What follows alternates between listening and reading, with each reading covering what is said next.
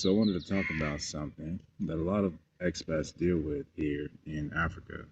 What I'm saying is that there are people here who have left everything behind. I mean, everything. They left.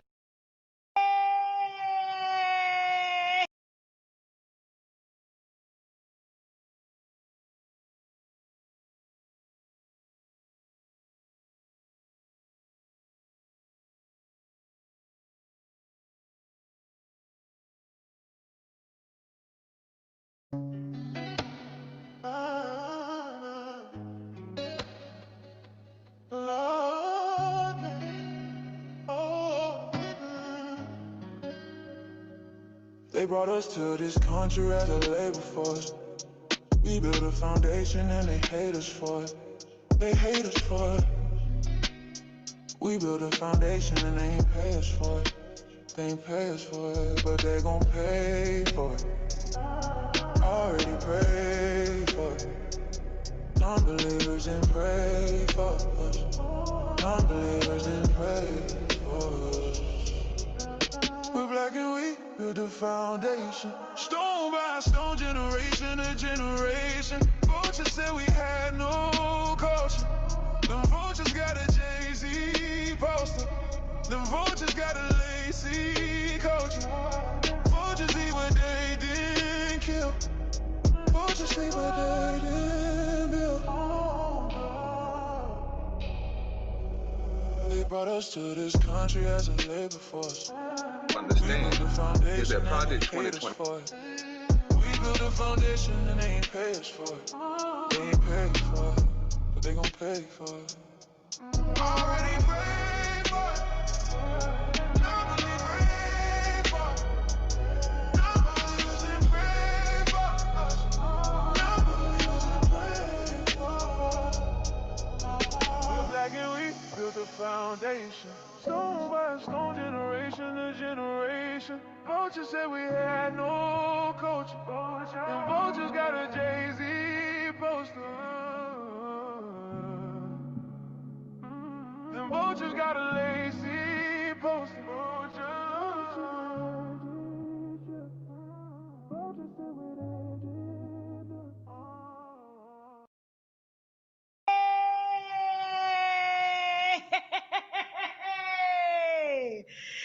Yes, sir.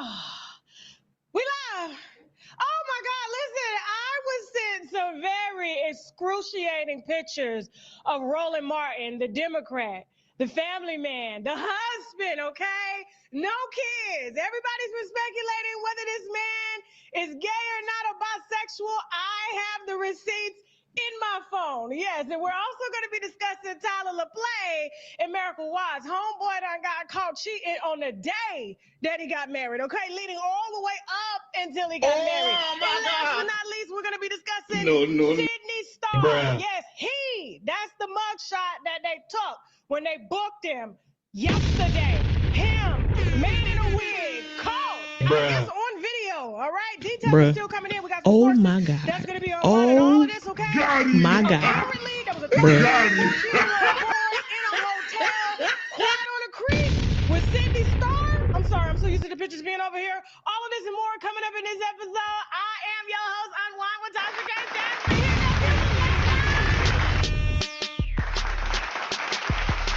Yes, sir! Supposed to cuss this early. Look at me. I'm about to mess up my monetization on YouTube. I'm sorry. I'm sorry because they be watching the show too. The executive. Remember Tyler?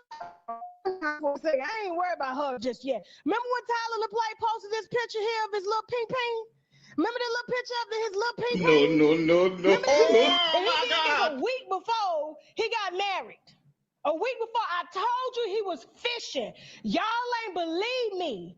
And the woman we're going to discuss today that he's been cheating on Miracle Watts with, oh yeah, sent me everything. I told you this man ain't want to be married. The only reason he did it was because Miracle Watts, his now wife, begged him to do it, and y'all forced him to do it, so God. he did it, okay? And listen, this video that he Are you did, I guess, on dumb? remote stage, didn't age too well either. Take a look at this. And you still be in love and cheat. Everybody looking at me. What's going on? Guys, I feel like. Listen, first of all, to each his own. I can't speak for nobody. But again, it's about like, do you like to gamble? Do you feel lucky? You know what I'm saying? Are you the type that goes to the crap table? If you really want to gamble it, you see what I'm saying? Then I guess you can be in love and cheat. If you really don't, you know what I'm saying? If you feel like, if you feeling lucky, I guess. But again, you know, what is it? You know, is the risk worth the reward? Is kind of what the conversation gets into, or like gets into. You know what I mean? He said, are you dumb? This was before he got married, y'all. This was before that beautiful wedding showed up. I mean, it was a gorgeous wedding. I ain't gonna lie. Homegirl looked good. She looked like a black Barbie. You know what I'm saying? He looked like Ken, the real Ken from the Barbie box. They look gorgeous, okay? They could have had all sorts of sponsors. Clothes. I told you they'll make good porn because they both look good, okay? We would watch that. They don't need no makeup on their scars and nothing like that. I'm just being honest. We grown. We could talk about this. What I'm saying is, image-wise, they look amazing. Everything fits the T, okay? But, of course, everything that we see on social media, y'all know it ain't always real. And I told you when we started unwinding Tyler LaPlay and how he got into the business was due to his ex-fiance, whom I feel that he used because she had all sorts of connections. She gave him his main connection, which blew his career up, and he's responsible for blowing up a lot of men's careers, Tyler Perry. Y'all remember that, right? Remember that? We went through all of this. He had 2 kids with her. She was the agent. She was the one booking him roles. But when Tyler Perry called him today, he was running on Runyon Canyon in Hollywood. I think it's called Runyon Canyon, or I don't know what it's called. I've never been there before. But he was running, and he was with some friends of mine. And Tyler said, I need you here on my island tomorrow. Can you be here? He was on a flight, left the fiance with the chairman. No. He on a boat with Big Booty Miracle and her whole friends. I know a couple of them because a couple of them used to work for me. Shout out to the hoes. I want to protect the hoes because they do bring me a lot of wine, okay? Like they brought me the wine actually before they debuted the wedding. But I just, out of, you know, I don't know. I was just trying to give them some grace. I decided not to leak the story, so she sent it to other blogs, okay? But I told her we were going to talk about it, but we were going to talk about it after they signed the marriage certificate because now ain't nobody going nowhere. You understand what I'm saying? Now, when it comes to these two here, I told you he didn't want to be married. Hell, she knew he didn't want to be married. But when we go back to that video that he discussed, and they asked him, you know, can you still be in love and cheat on the revolt stage or whatnot? And then he answers and says, well, is the risk worth the reward? Guess this is not a reward here. I guess the risk is everything, because when we look at these receipts that I received personally, and as you're going to see, I received them from the account, so I don't want nobody saying, oh, Tasha, you got this from some other page. No. Everybody comes to us first. Everybody comes to us first. But because this was a side chick, and I thought, honestly, he just did his thing on the side, and maybe on the day of the wedding, he was going to possibly be faithful from the day of the wedding on, I decided to leave it alone until both he and Miracle Watts responded to the allegations, not denying them. So as you can see, there's some receipts here. You know what I'm saying, Jasmine? Can you help me read them for a second? I ain't got my little reading glasses on. Help me. Please turn on that mic. She got a beautiful voice, y'all. I hope y'all doing all right. Make sure y'all hit the wine glass. Jasmine, go ahead. Tyler asked her to pull back up. She says, what time? He said, just finished up at work. You up? Yeah. Want to come through? I want to be in the bed. What does it say? I want to be in the bed now, tired. Tomorrow? And then he says, hopefully you can find time this week. If not, I understand. LOL, what you got that stank face for? You the one too tired? Because you don't know how much I want to. Then come through. You mad close. I want to, but. So she actually had receipts. She had receipts of the hotel. She had receipts that this had taken place in September of last year. So this is very recent. This is after the engagement or whatnot. Terrible. He's a terrible actor. Give me one. And now it's just as bad as I received brand leverages out there, and then now she's him, you know. But I want to ask y'all later in the show when we put the link out, do you feel like, you know what I'm saying? Is it open marriage? Is it settling? And why do people feel like they can't come out in this society to talk about or discuss, not even talk about or discuss, but be open with whatever your sexual fantasies or preferences are in kinks, while being married, while being a public figure? Because that's what we're going to discuss when we bring up Roland Martin, because I'm still trying to unsee them pictures. I never thought in a million years that I would be given photos just as bad as I received when I received them videos of John Gray beating his monkey. Pastor John Gray beating his monkey for some crab legs, for some roast beef, put it on video, and sent it to a massage therapist he met on Craigslist and sent her a $25 tip for receiving the video. He had to pay that woman to receive him rubbing his monkey. This information that we got on Roland Martin came from a fellow blogger that I know who's in the hip hop world, Poetic Flacco. We both tag teamed this story together and got it going. Of course, he wanted me to break it because this is my demographic. And, you know, I told him, I said, listen, since you brought me such a huge story, of course, I'm going to invite you on the show to talk about it. I've also spoken with Roland Martin's team, his lawyers, and everybody, and they gave me the deets on how everything unfolded, how Roland Martin got on the bed, spreading his legs wide, let this big booty model just a little glimpse. Let this big booty model here put a little now I can't. All of this and more coming up after the break. Okay, we got some sponsors we need to brag about, bruh. Which means boldly raise the glass to Oh after the break. my God, Roland Martin, bruh. let's go. 10-4. Let's go. The friend just introduced him. So you came. So He said, "Mommy." Message for the black family. Roll that beautiful big for the J. Let's go. The thing that I think we have to confront is that what we are describing today, 70% of kids being born out of wedlock, fewer African Americans getting married, Stop the cap. higher number of black women who are going to college versus black men who are in college, and they're saying, who am I going to marry later? All of this is absolutely preventable. But it's not going to start in the White House. It's not going to start in governor's mansions. It's not going to start with the county government or the city council. It's actually going to start exactly where we are.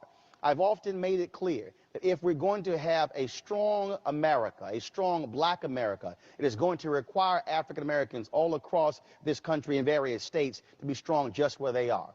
And strong states mean strong cities mean strong neighborhoods mean strong blocks mean strong streets mean strong houses, and that means that somebody in that house has to say, this is how we are going to operate. And what that means is that if you impregnate a child at an early age, you're going to take care of that child. If you don't know what it requires, then you are going to be paired with somebody who can show you the way.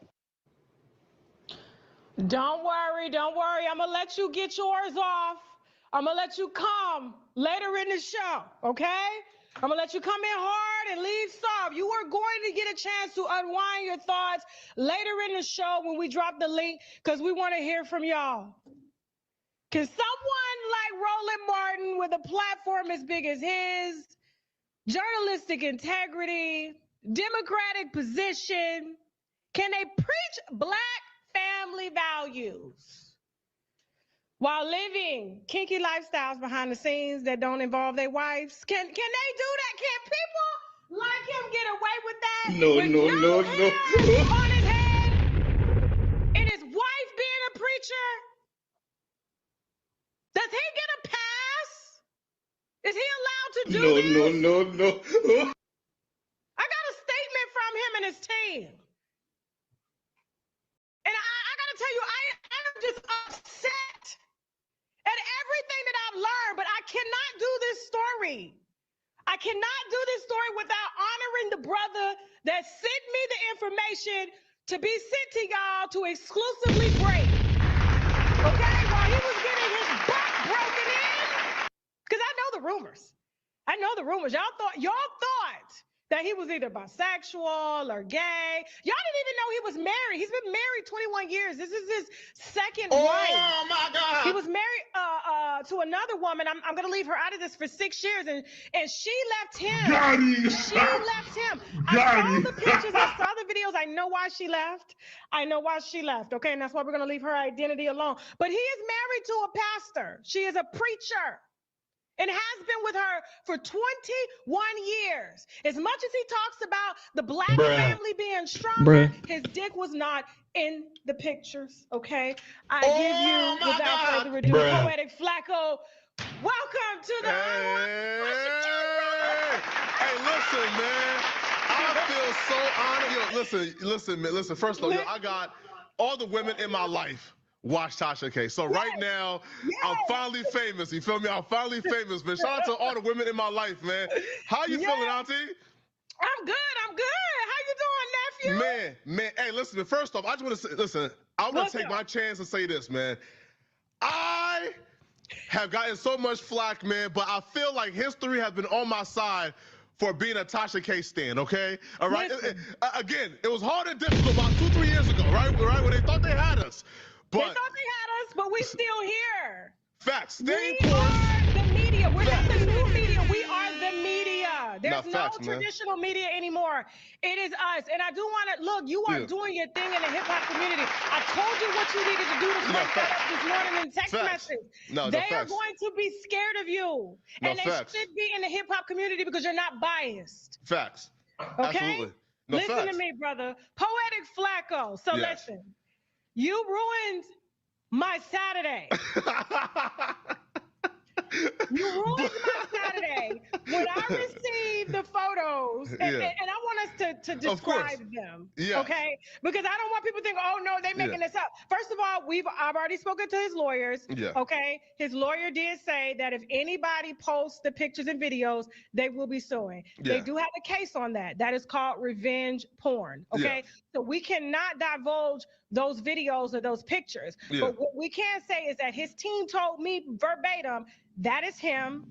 Him and his wife are working through it. And this has been going on for 2 years. He is claiming, according to his lawyer, that this is an extortion plot and gave me the people that are involved, okay, in this extortion plot against him. So they got him on video, as you saw. Of course. I was disappointed though, man. First of all, I'm gonna start with you. What you saw first? Let me hear your version. I'll be real with y'all though. I was disappointed because Roland, because again, I'm African, right? So there are people online who hate it. Roland has been one of the biggest advocates for Africans in this country. So when I seen this, I was like, come on, Roland, bro. Because Roland presented himself as like Martin Luther King, as like this Baptist preacher-esque. Now, he never say, right? He presents himself as like a Baptist preacher. Right? Like he's above all the bullshit. Yes. Right?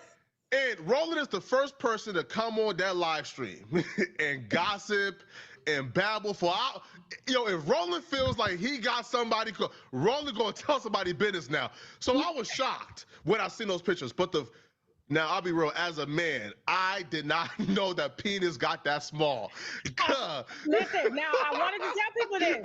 I wanted to tell them this is obviously a medical condition. Yes, absolutely. This is a medical condition. The only penises that I've seen that look like this was Diddy's. Did you see Diddy's penis? He got a big fat Bossman D-Lo too. Right. Yeah. John Gray, Pastor John Gray has the same condition. And what we both saw, Bobby Roder with you though. Diddy's penis is massive compared to Roland Martin's. Diddy has nah, man. No, we can. Oh my God. No. Are you a straight black man? Yes. You cannot judge penis size. Man. Listen, I can't. Penis size. And those men are built like women down there, and they are damn near stuck. That was terrible, bro. I'll be real, yo. Like, if you got a woman who can tolerate you for 21 years and you got that, the least you owe her is some type of loyalty, bro. You got no business stepping out if you got that. That's outrageous. We saw Him with the shirt on. Matter of fact, let me pull the pictures up, and I'm gonna describe the pictures as I'm looking at them. But I have the right to do that, so I'm not legally doing anything that's illegal. I've already talked with my lawyers as well. So, but we still gonna talk about it. So the pictures are, hold on real quick. Make sure we got almost 7,000 people in here, guys. Please make sure you are liking this video, please. Absolutely. Okay. We worked very hard on this content here. All right. And we deserve the credits and the love that we deserve. So the first picture that you sent me, he's standing in a doorway. Yes. AI can't make this doorway. This looks like an apartment, but you know, the arches on the door. And he has on a shirt that says, if it doesn't bring peace, profit, or purpose, then don't give it your time, energy, or attention. So his body is shaped like an inverted triangle. He has a fupa, which means a pussy pouch. Right. And then he has, of course, hair, and then he has on a G-string, but it has a cuff. And I thought it was leopard print at first, but it looks like army fatigue or money. Yeah. But it's barely covering like his big monkey, like his micro penis. Yeah. Fact. It's a micro penis, okay? And he got the catfishing too, because what he did was, right, he put his balls within the pouch so it hung a little bit lower. The nigga got the catfishing. Look at it. That ain't his penis. Come on, bro. I'm done with you. I'm not gonna do this with you today. No. Okay, so the next. This is from a video still, okay? So he's rolling. He has peach fuzz on his hair. He has more hair on his chest and on his balls than he does on his head. Okay? And he's laying, his stomach is laying to the side, and there's a big ball sack, and then there's a micro penis. Yes. And then that's the second still from the video, and then another video. He's kind of he's in this woman's home. There are cameras set up. I initially thought when I first put it out, by looking at it, I said this must be an OnlyFans worker. You know what I'm saying? To have cameras up, why would he be so free? And also me too. And I'm gonna tell you something that his lawyer told me that he said, and it just didn't make any sense, like to me, regarding how he got caught up in this situation. Because I'm like, either Roland, either this was his first time, like stepping out, or he's just too damn comfortable. Well, I got some information. He thought he was untouchable. Yes, but also too, I got some information on the chick. She's apparently a professional, because we got some other people that she done got money out of. Right, and that's what we're going to talk about. That's why I had to have you here. So he's on the bed, laying on the headboard. The headboard got little diamonds in it. He got fur pillows. His legs is like this. Peep the leg position, too. Peep the leg position. That's somebody who is like this. Wide open. She's inserted, like... 3 fingers. You know. Right, fingers. I do want to say, from what I'm looking at, his lawyers said, listen to me. This is exactly what his lawyer said last night. He said, Tasha, I wanted to confirm the pegging statement was retracted. I said, listen, I was told she pegged him. I'm looking at the pictures. I will confirm that he denies it. Roland Martin and his team are denying that he is being pegged in these stills from the video that was captured in this woman's home, okay? Of course. And then the lawyer says he absolutely denies that. It's not true. She's already dug a deep grave if she's claiming that. So basically, they're putting it on her, all right? Well, he's slick, because okay, there's an actual definition. These niggas are slick. Pegging means taking a dildo and going up your butt with it. Right. Those look like fingers. So she was butt breaking him with her fingers, allegedly, from what I saw. I could be wrong, in my opinion. No, I'm looking at it because he assumed the position to receive. And I'm just going to say this, and I'm not picking at him, like this is an actual medical condition, but here's the thing. Roland, I feel like, can't give. He's only a receiver. Yes. And I feel like that's why a lot of people think that he may be gay or bisexual.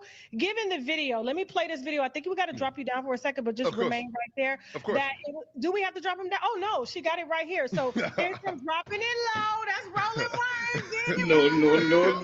Get it, Pussy talking. Yes, Oh my size God! of his area, he can't give anything. He can only receive for pleasure. And the pillows is a giveaway. Huh? And the pillows is a giveaway because he was laid up on top of some big ass pillows. Why would a man need to lay on some pillows to get some head? You lay on some pillows to leverage that booty up a little bit more so she could get inside faster. Oh, put it like my this. God! He was in birthing position. Bruh. Oh my God, man. He was in birthing position. Bruh. And when you're in that position, which means you got to kind of toot it up on the pillows so you can get it, because he is not a giver, he is a receiver. And I feel like because he can't get it inside, that's the reason why he doesn't have any children. Yeah. I don't think he can make children. I don't know how. I think Diddy has some extraction done. Diddy has a little bit more money. You know what I'm saying? But I just think that's the reason why he's had 2 wives and no children, and there's been no side chicks that have popped up with big booties. But also to answer your question, because a lot of people thought, to answer the viewer's question, oh, I know y'all caught him with a man. I know y'all caught him with a man. Remember this clip? Remember this clip here? The mistake? Now, a lot of people said this was AI. I do not think it was AI. About your opponent, Donald Trump, and he's same old tired playbook. Next question, please. That's it? That's it. You remember that? Yes, not enough facts. Switched to his screen. No. Walking backwards naked. So even if Roland Martin was gay, he wouldn't be able to be a top. He would only be able to be a bottom. No facts. Which also too, bro, any man who takes that, again, from my opinion, that many fingers, bro, that's not your first time. You would have had to have something as girthy as those fingers before you can lay down. Because when you look at his facial expression was not that of a struggle. It was like, so that means he was thoroughly enjoying it and it was comfortable. You would have had to put about 6 fingers to make him feel something. That's not something you get from just fingers, bro. You would have had. Come on, allegedly. No. But I mean, it's a prostate massage. It's a and there's nothing wrong with it. But I do want to make it firm that he is denying that he was being pegged. But I'm like, well, what was being done to him? Why did she have, her? It wasn't like she was getting ready to go ahead. She was, you know what I'm saying? So listen. So because Roland used to be with my management team, and so I knew how to get in contact with him. And I call everybody. I call John Gray. I call anybody when I have the receipts on them. Okay. So I want them to get in front of it so they're not bamboozled when it comes out. But we're still gonna run our show. You know how I'm just. Do you want to give a statement? All that. Oh, I'm suing to keep me quiet. Listen, we got good lawyers. Okay. They ain't the best. They do what they got to do as long as I do what I'm supposed to do. Now, of course, he claimed and said that he's aware of the videos. They are 100% authentic. Okay. He did that. Him and his wife are working it out. I'll tell you exactly what he said, because I don't want anything being put in my you know what I'm saying? I don't want anything being misconstrued. So this is his wife of 21 years. Remember, this is a man that preaches about the black family and the importance of the black family and how strong they need to be and how they need to be good fathers and good leaders, and they are responsible if their households break. And he was broken by this big booty chick right here. Jasmine, put her picture up real quick. He was broken by her. Her name is Shakola. Shakola. I'm not going to put her last name out because they are alleging that she has committed a crime, but there is no police report to document that crime. And Roland Martin, per his lawyer, is stating that he is a part of a bigger extortion scheme that's been happening amongst many celebrities. Okay. And so you and I are going to talk about that. But this is Roland Martin's lawyer. He says, hi, Tasha. This is James Bryant, Roland Martin's attorney. I spoke with Gary Bernstein, who's my manager, this morning briefly about the Roland Martin story that you planned on discussing. And he let me know it was best to speak to you directly because they know to come to me. Okay.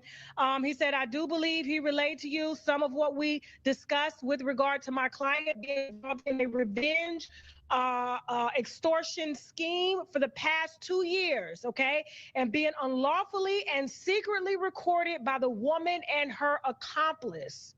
So the accomplice is allegedly this guy here. Did you get this information, Poetic? No, I did not. No. Okay, so I'll give you his name in just a second, okay?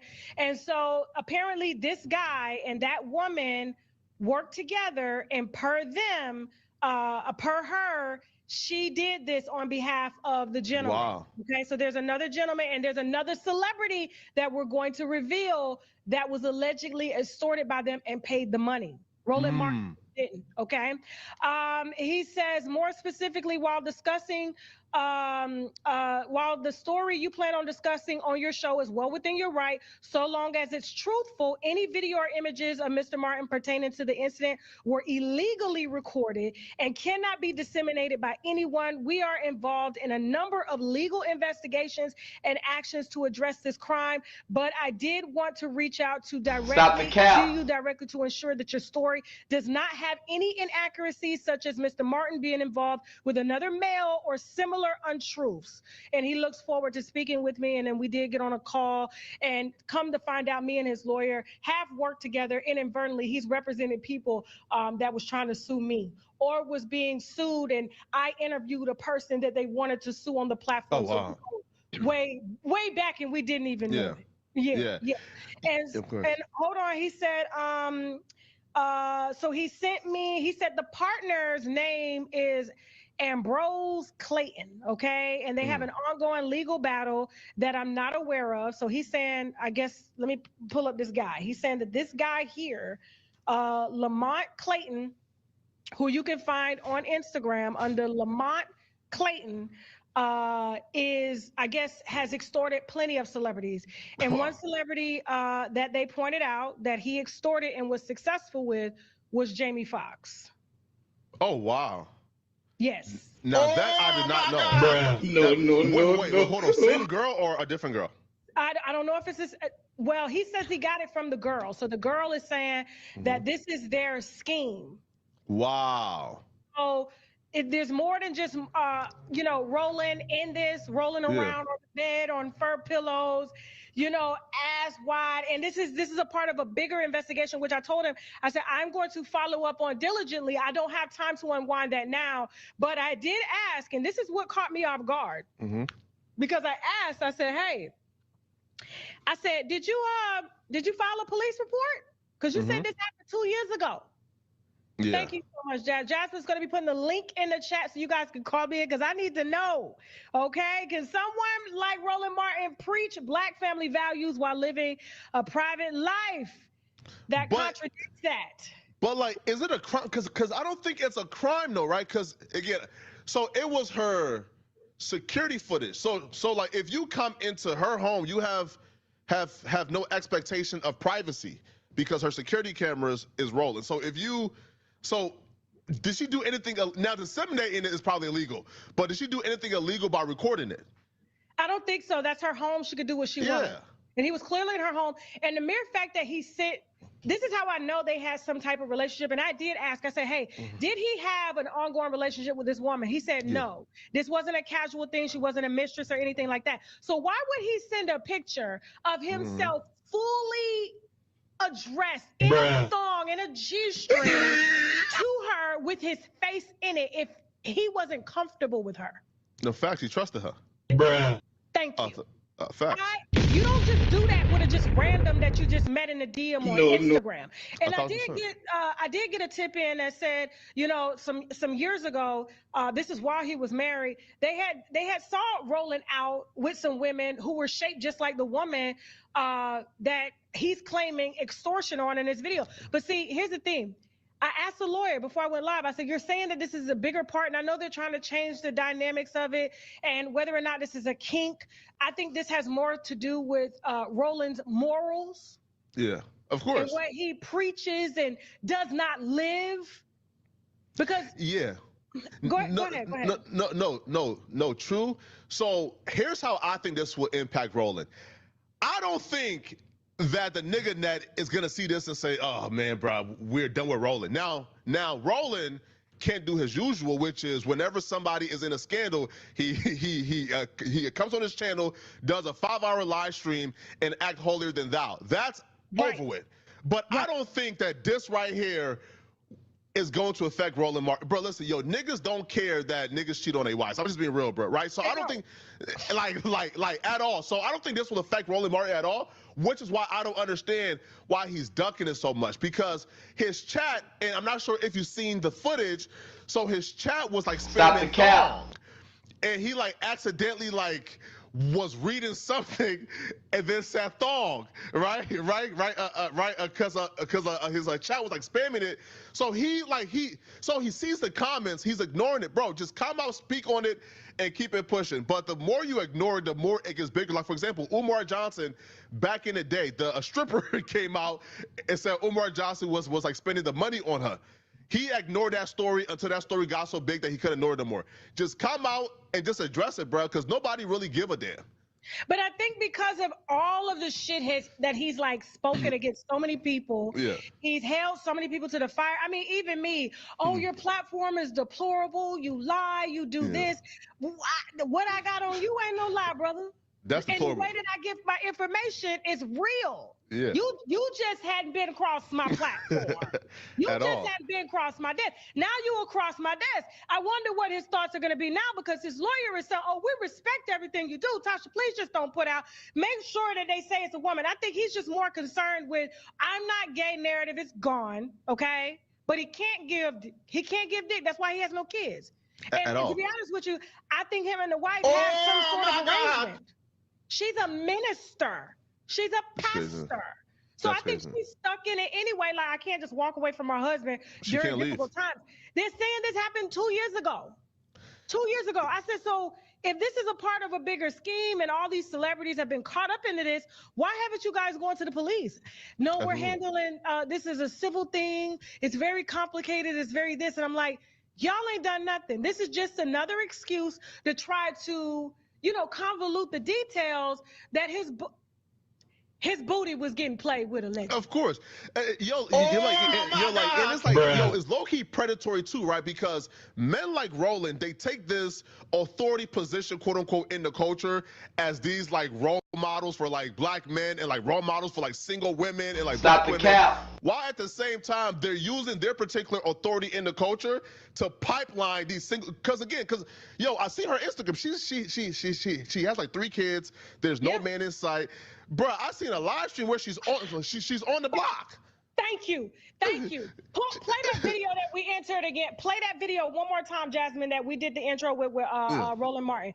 I want you to hear everything that he's saying, and yet he's laying up with a woman who has multiple kids, no baby daddy in sight, and he's going to get serviced. Isn't that not protecting the black family? Isn't that reinforcing the very things that he's talking about in this video? Go ahead, Jasmine. The thing that I think we have to confront is that what we are describing today, 70% of kids being born out of wedlock, fewer African Americans getting married. You have a higher number of black women who are going to college versus black men who are in college, and they're saying, who am I going to marry later? All of this is absolutely preventable. But it's not going to start in the White House. It's not going to start in governor's mansions. It's not going to start with the county government or the city council. It's actually going to start exactly where we are. I've often made it clear that if we're going to have a strong America, a strong black America, it is going to require African Americans all across this country in various states to be strong just where they are. And strong states mean strong cities mean strong neighborhoods mean strong blocks mean strong streets mean strong houses, and that means that somebody in that house has to say, this is how we are going to operate. And what that means is that if you impregnate a child at an early age, you're going to take care of that child. If you don't know what it requires, then you are going to be paired with somebody who can show you the way. Pair with him who can show me the Hey, listen though.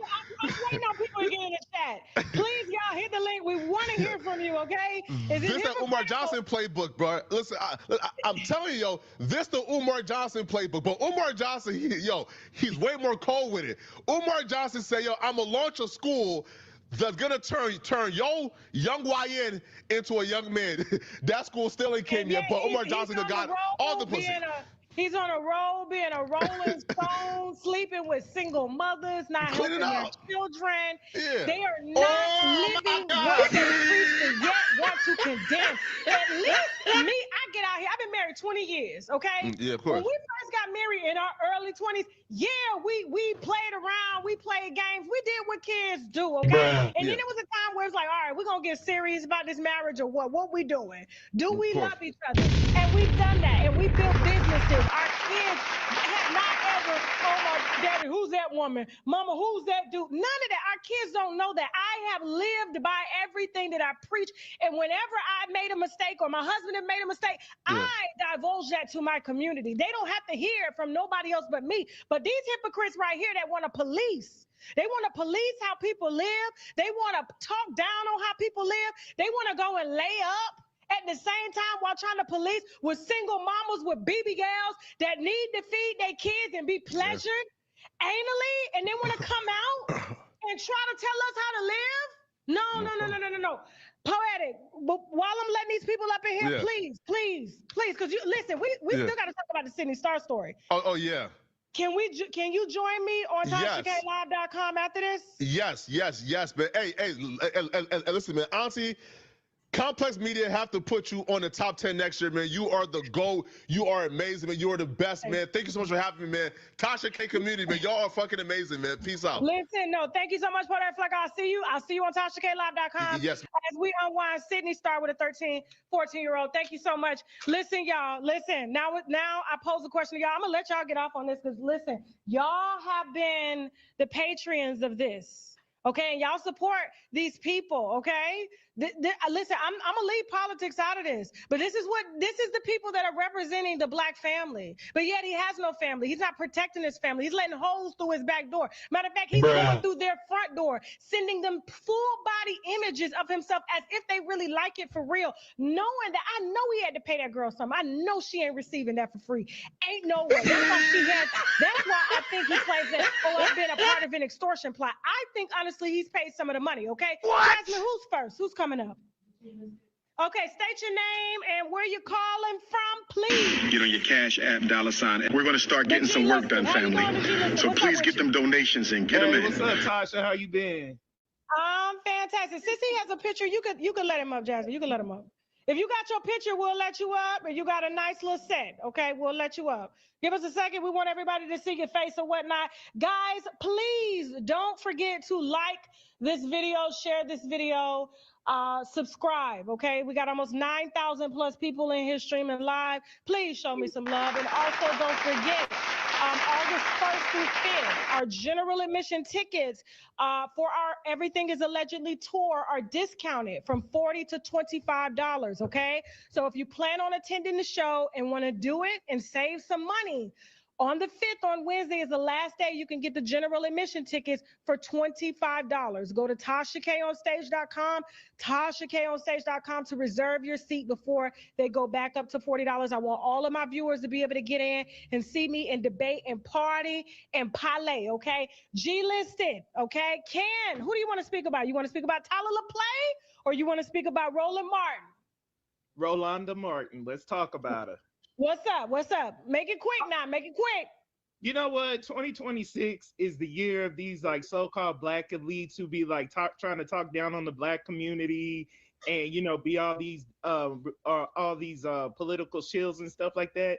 They are all finding out. Like you saw what happened with what's his name? The one who was supposed to be Florida governor, and then everything that's Andrew Gillum. Yeah, and then Charlemagne and the Breakfast Club and stuff like that. All of them are getting exposed for the people that they really are. And now with Roland Martin, much deserved, because I've been sick of him for a long time. And even like, I'm going to say this for those who know me, so I can't name names, but I used to be with an organization where Roland Martin used to be hired as a MC of it. And it's a big event that happens every year. Just for those who knows I'm talking about, happens in September. Okay. And I remember the board never wanted his ass to be a part of anything that had to do with this event. But you know, the boss I was working for at the time, she wanted it to happen so bad, and I used to want to know why. And I asked them. They was just like, you know, he's full of shit. Like, I'm sorry. That's right. No, so you think he's full of shit? He's you know, not honest or whatnot. So yeah, he's not the man he says that he proclaims to be on television and on his show and stuff. And I haven't watched him for a long time, so I don't even know if he's on TV anymore. Because last time I saw him was when he was on TV1. Yeah, he was on TV1. They let him go. CNN let him go. So now he runs a pretty big, independent media network full of Black Democrats, conservatives and whatnot, and they are preaching and are disseminating information that's supposed to better the Black family, but yet he put his own Black family in trouble. What do you want to say to wrap this up real quick so I can move to the next viewer? All I gotta say is he's just like the rest of them. He's just like Jamal Bryant. He's just like all of these preachers, these so-called elites who who say they're supposed to be all about Black community lifting us up and stuff like that. Right. But while they trying to point and look down at everybody else, look at what they're doing. So I'm glad that Roland Martin has been exposed because people been saying stuff about him like that. And yes, I was surprised he was married to a woman, especially twice. So yeah. It is what it is. She's a pastor. She's a preacher at that. And he was doing. I don't think his wife would have done what the big booty model did in that video to him, and that's why he was going to he was going to get services. He was going to receive services because, like I said, he cannot give. And listen, that is a medical condition. We can fix that now. People can, they're having operations where they can build a penis. I'm seeing, trans women want to be, men. Oh my God. Well, so I don't understand why he just won't go pay for one. But thank you so much, G Listed. Y'all make sure y'all follow and like G Listed everywhere. Thank you, boo. Good to see you. Hopefully I'll see you on the tour. Okay. All right, well, who's next, Jasmine? Who's next? Remember, guys, we'll be talking about Sydney Starr being arrested for deviant acts with a 13-year-old, and it happened. It happened. So caught in the act. Some Chris Hansen type shit, but he actually did it. Man in a wig, okay? So listen, guys, can somebody like Roland Martin preach family values, okay? But in his private life, can he contradict them? And, open marriage is settling. Do you feel like Miracle Watts is settling? Does she have to? Who's next, Jasmine? Jay Prince? Hey, how you doing, Tasha K? Ooh, you got some good mic. I like that. Okay, you can put them up, Jasmine. Go ahead, put them up. If they're showing themselves, they can put themselves. You can put them up. But if they, okay, gotcha. So, all right, no problem. Jay Prince, welcome to Unwind with Tasha K. What do you want to give comment on? Well, I had called into your show the last time with the Diddy case, and I was the only one defending Diddy. And it's just like this: another Black man who becomes successful. One thing about Roland Martin. Stop the cap. I call them butlers, right? Black men that sell us out to get recognition. Hold on for a second. Do you have a bonnet on your head, sir? Yeah. This part of my sweat. This like a rebellion against what people told us how we supposed to be. Okay, I just got distracted, You heterosexual, right? You got a bonnet on. I was just wondering. That's Okay, cool, no problem. All right, Jay Prince, go ahead. What's your comment? Yeah, so I'm kind of glad that a lot of these butlers is getting treated this way because a lot of times they downplay us Negroes, the field Negroes, and a lot of times they think they excuse white people and their white behaviors, and so a lot of times when they become extremely successful, they get to start. Their whole content and message is to absolve white folks from any accountability and push it right on us. That's how they get elevated. And so even though I do believe that this bull crap, I do not believe that he's just doing this type of stuff. I do believe he is getting extorted. I think that he got above Stop his the britches. cap. He probably got to start, when a butler talk back to Massa gonna put him in his place. And so I think he was getting above. It's okay to talk to us field Negroes and comment bad on us. But the moment you start going after them white folks and getting above your britches, these type of cases always pop up. I was on your show last time with the Diddy. I was the only one who said Diddy was going to get off, and he was the actual victim. And so he didn't get off. He's not a victim. Stop the cap. He's in jail. Well, yeah, but I'm saying the main cases, the big cases. He just didn't get charged with RICO, but Diddy belongs in jail. He beat a woman bad. He do belong in jail for beating up a woman. Yeah, and he trafficked men to come sleep with his woman. Now, do I feel like he did it alone? No, Cassie actually consented to that, but we're not gonna sit here and act like Diddy didn't do nothing. Diddy did it. But this one I'm confused though, Tasha, because the majority of us and the average people, when we have parties, grown folks parties, we have weed, we have some of them, they pop ecstasy, they pop Molly, and everybody just have an orgy thing at these house parties. But it seems like the moment a man gets money. Are you dumb? In all of my years to an orgy party. Dumb? Never. Is you cool? I'm saying all my kids. Never. Tasha, well, you haven't lived life, baby. No, baby, I'm not. Listen, my health, I am in perfect health. Because, you know, I talk to a lot of these people that go to these parties and they come back with stuff that they didn't expect to pick up around there, down there. You understand what I'm saying? If they don't use protection. Exposing myself to everyone, and I don't get off on that. Now, do I watch porn? Absolutely. But I don't need to participate in that in order to get pleasure. I don't need to do that. I don't need to put myself at risk, my body at risk.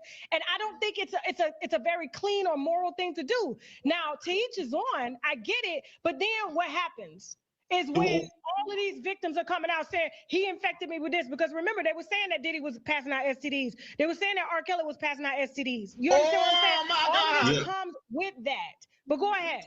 Yeah, every man that got money, right? And it seems like black men is the black man with money is more of an easy target than all of the other races or counterparts. But a lot of stuff they do, they have done nothing that the average person that don't do in real time. When you go to a club, men buy women drinks, they get drunk, they get liquored up, they go to the hotel, and before you know it, it depends if he got a lot of money or status, like Roland Martin, he got clout.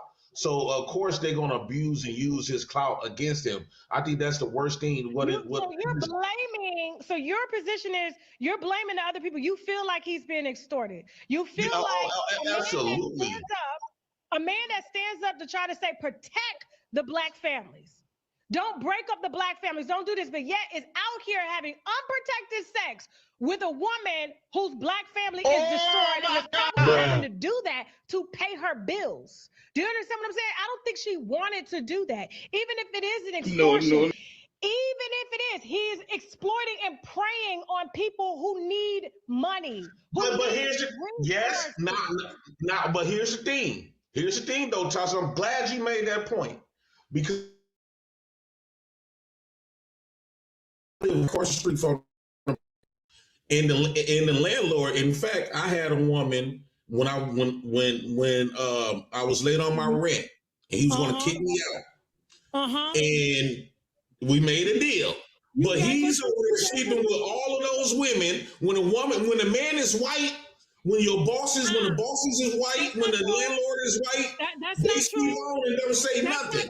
Harvey Weinstein is in jail right now. Don't make me. Jeffrey Epstein is dead. Don't make me go down the list. We got another family now that's being investigated by the feds, the Lipsy family. Okay, I can go through but those are top tier men that are charged with the same deviant acts. The difference is they're held accountable by their community, but with our community, we offer grace. Keep it quiet. Free R. Kelly. He ain't gonna touch our daughters no more. He make good music. That's the issue that I have with it, okay? Now, what about the parents who was giving them kids up to R. Kelly, though? It doesn't matter. They should be in jail, too, but it still doesn't negate that R. Kelly touched them. Yes, but now here's the difference between when black boys get assaulted when they was a kid and black girls. Because there would have been a black girl who became sexual deviant, and she had a past of men raping her. Because R. Kelly was touched when he was a child. I saw a child right behind you. I saw a child come through that door right behind you. You don't have this story. You don't have this story. That's your baby? That's your baby that just walked through that door back there? Yeah, I got 3 babies. Okay, you got 3 babies. Now I want you to say that as if it was your child. Right? Right. So no. I get what you're saying, Tasha. I'm not negating. None of this stuff should be happening when I'm not agreeing with all that type of grapes and all that other type of stuff. What I'm saying is, when a boy though, R. Kelly was sexually assaulted and nobody gave a damn. But when a woman gets sexually assaulted, he gets accused. That's a grown man. I don't care. If was molested as a child. I ain't never touched no child. And I didn't have the privileges that were afforded to R. Kelly through his talent. God gave him a gift to go out and be great, for people to love him. But what did he do? He took advantage of that. What I look like out here just because mama molested me and I go out there and do that to somebody else's child? No, that's my problem with the black community now, is y'all sit here and y'all stand for shit, right? I wish I could cuss on here. I should take this to Tasha K Live. This is why I don't put this on YouTube, because I get triggered. But this is the very thing that I'm talking about, because part of my family wanted to erase that. Oh, he didn't touch you. He didn't do this. I remember going down on that man at 5 years old. That's our problem. We want to excuse just because they're gifted in this, that they cannot be sick. R. Kelly is sick. I'm not saying that's the case with Roland Martin, but at the same time, if we're gonna listen, you either about it or you not. If you're not gonna live by what you preach, get the hell off the camera. I'm sorry, I got Jay Prince. Go ahead, wrap it up so we can move on. I want to say this. Now, Tasha, I want to say this. You know, I come from a single mammy community, right? And what I have seen on this topic, the only men that get charged with great cases and stuff like that is the men that's probably a square, working a job, going to church. But it seems like this what it seems, because R. Kelly is in that category. All of the dope dealers, the inmates, the shooters, they gets to get away with a lot of stuff that the good dudes don't get away with. So a lot of times when you see these cases, these men been doing this stuff for years, but they've been getting away with it. We already know the dope dealers pulling up on the high schools on girls, and nobody complained about it. We live in a different world right now, and everybody is being held accountable, including Sydney Starr, the trans person, the man in the wig, and we will be discussing that in detail on TashaKLive.com, sir. I see why you wear a bonnet. Okay, I'm gonna let you go. You came over here with a bonnet on. Who's next? Who's calling? Y'all hit the link. Let me see.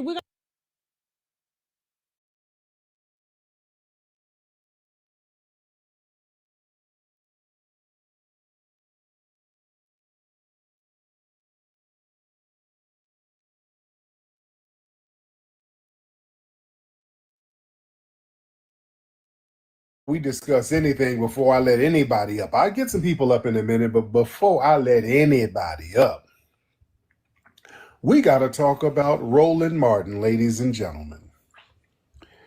Yep. We got to talk about Roland.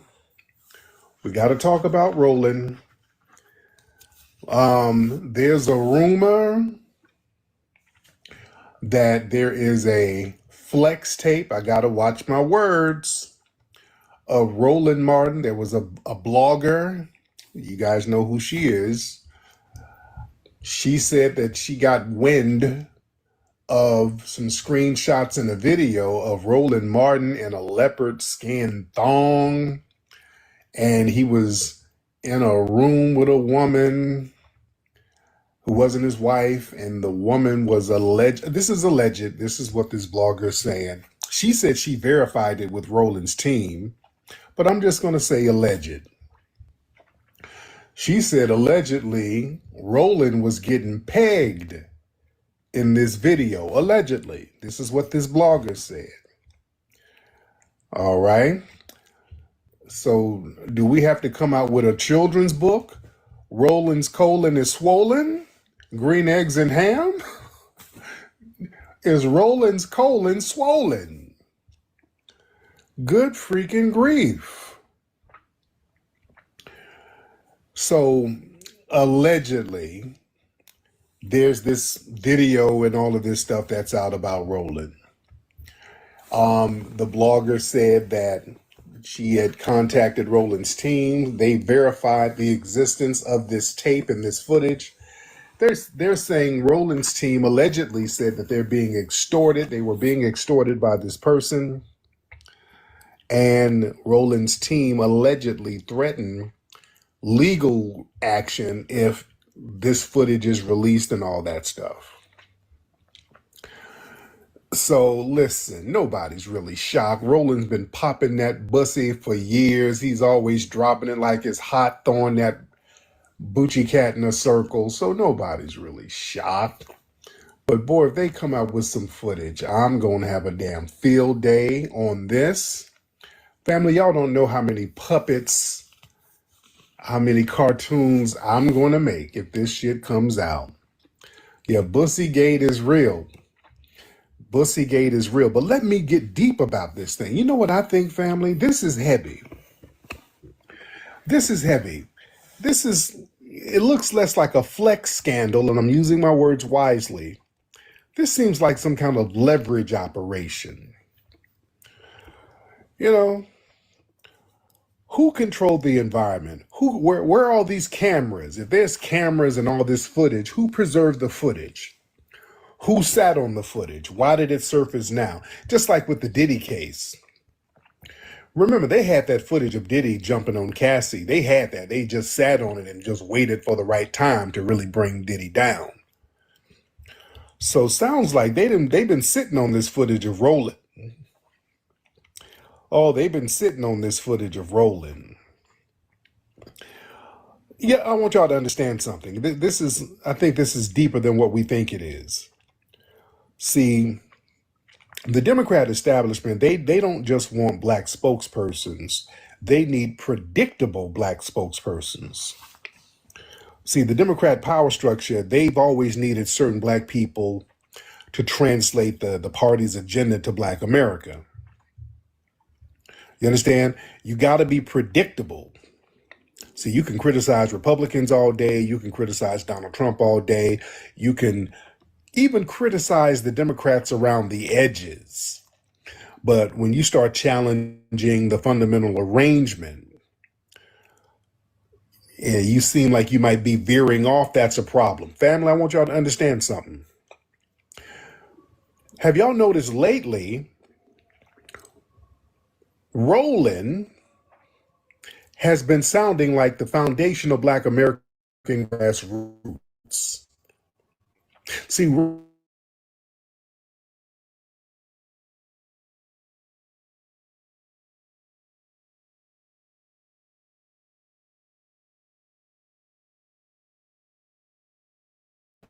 we start delineating, he was one of the biggest critics. He was calling us all types of stupid fools, dumb as hell, but the stupid ass, they stuck on stupid Simple Simon. We was all types of Simple Simons.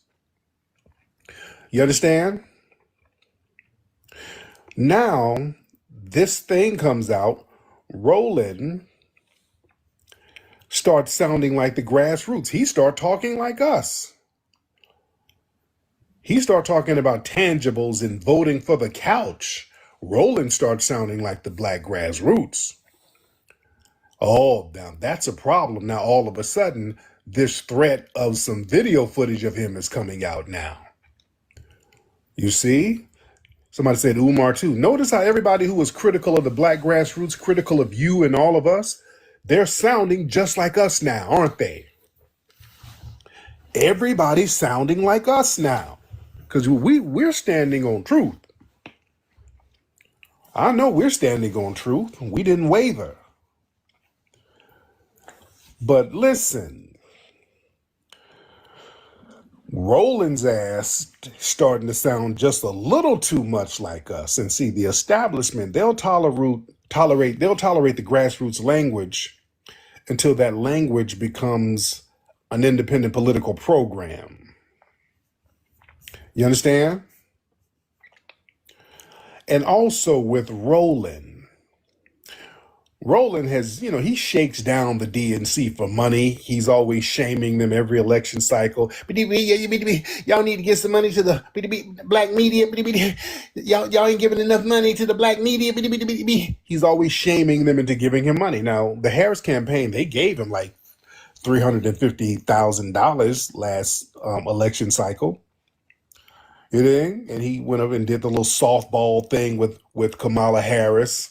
That's his job. He gets up there and act like he's doing an interview. So Kamala, how you make your greens? They're just a bunch of softball horse shit.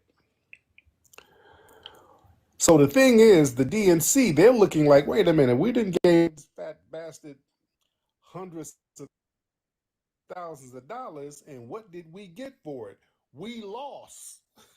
Not only did we lose, he's now talking like the black grassroots. So did we get finessed?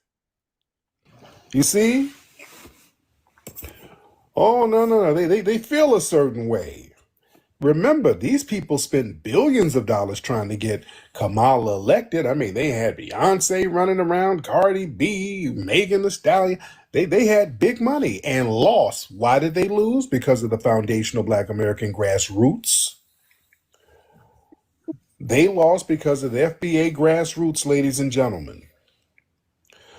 So now with Roland, and Roland is still, y'all should have gave me more money.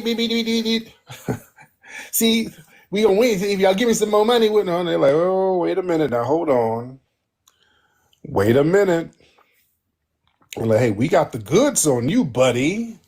You better slow your roll, Rolly. Hey, your job was to control the black grassroots, not join them after we done gave you all this money now. Hey, Roland, by the way, we got a little tape on you. You might. And you know what's crazy? I had just watched a random video of Roland Martin, literally random. And he was saying, I got this many subscribers, and if you guys just donate this much per month, blah, blah, blah, blah, and the math works out, that's $1 million per so-and-so, and that's enough for us to do the work. I'm like, yo, this dude said nothing but give him $1 million per month, and they'll do the work. Everybody going to do the work, right? The work ain't tangible. What the hell is the work? And so now this guy's asking for $1 million a month, not even like just $1 million and he need to accomplish something. He's asking for an unlimited amount of money. Yes. Okay, yeah, put it down.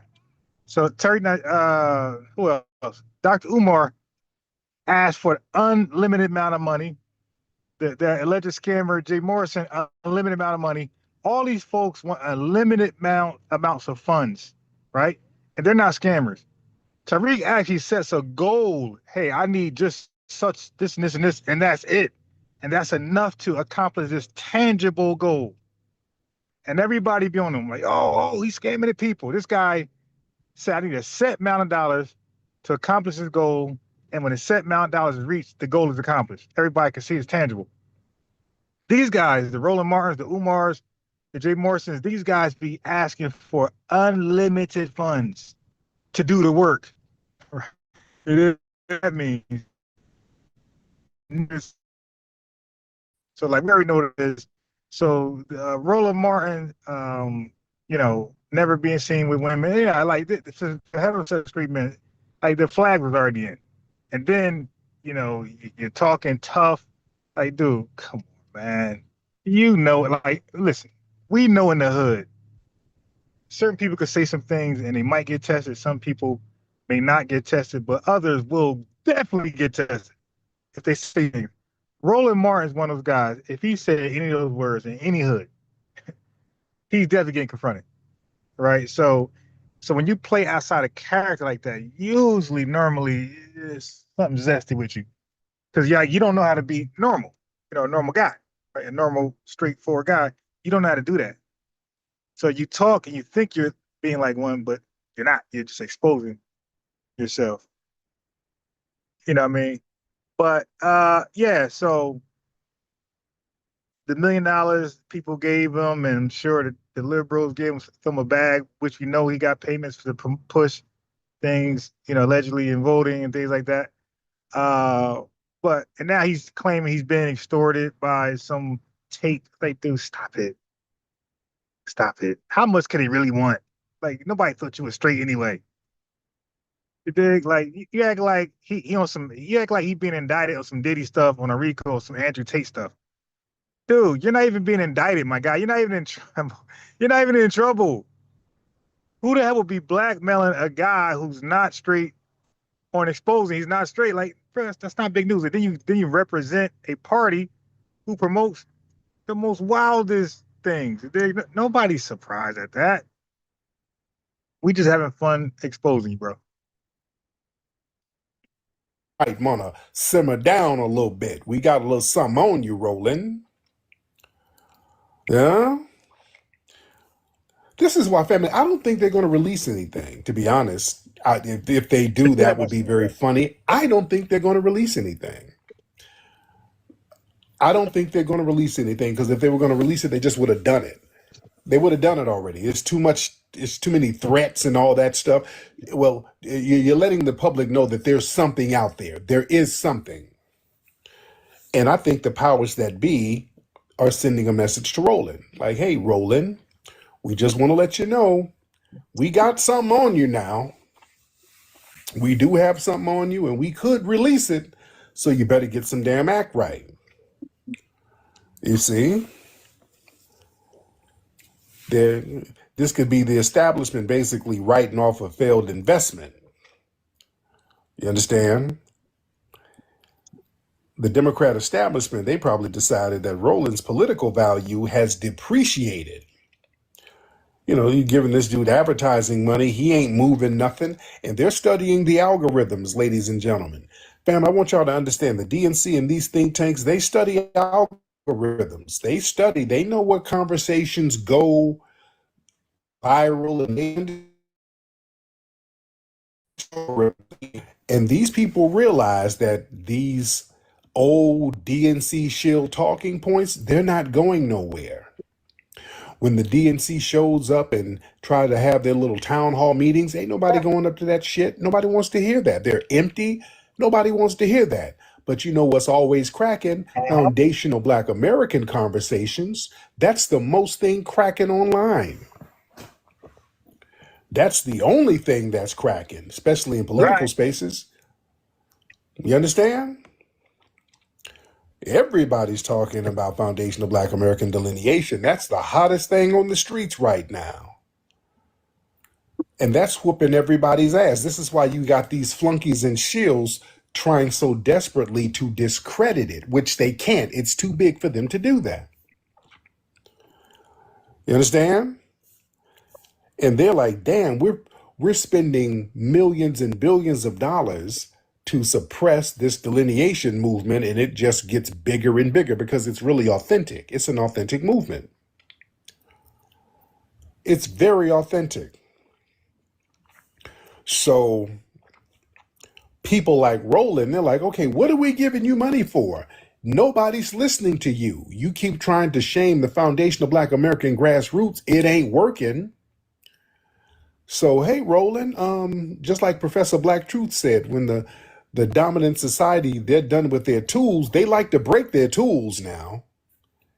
Oh, they like to break their tools. Yeah.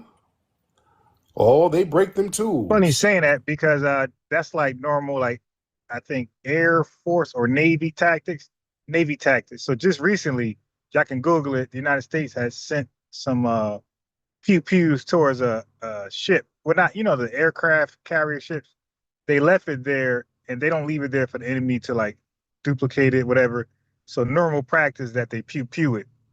So, the enemy can't take it and understand what type of technology we have, blah, blah, blah, blah. So they just sunk one of their aircraft floating things. So he's right. They destroy their tools when they have little use for them, so nobody else can have use for them. So they make sure their trash don't be another man's treasure. Man. Oh, yeah.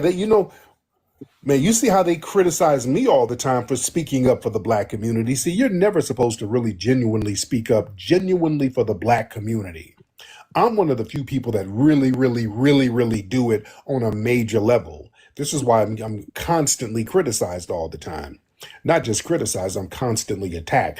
This is paid for by a lot of those DNC think tanks. You understand?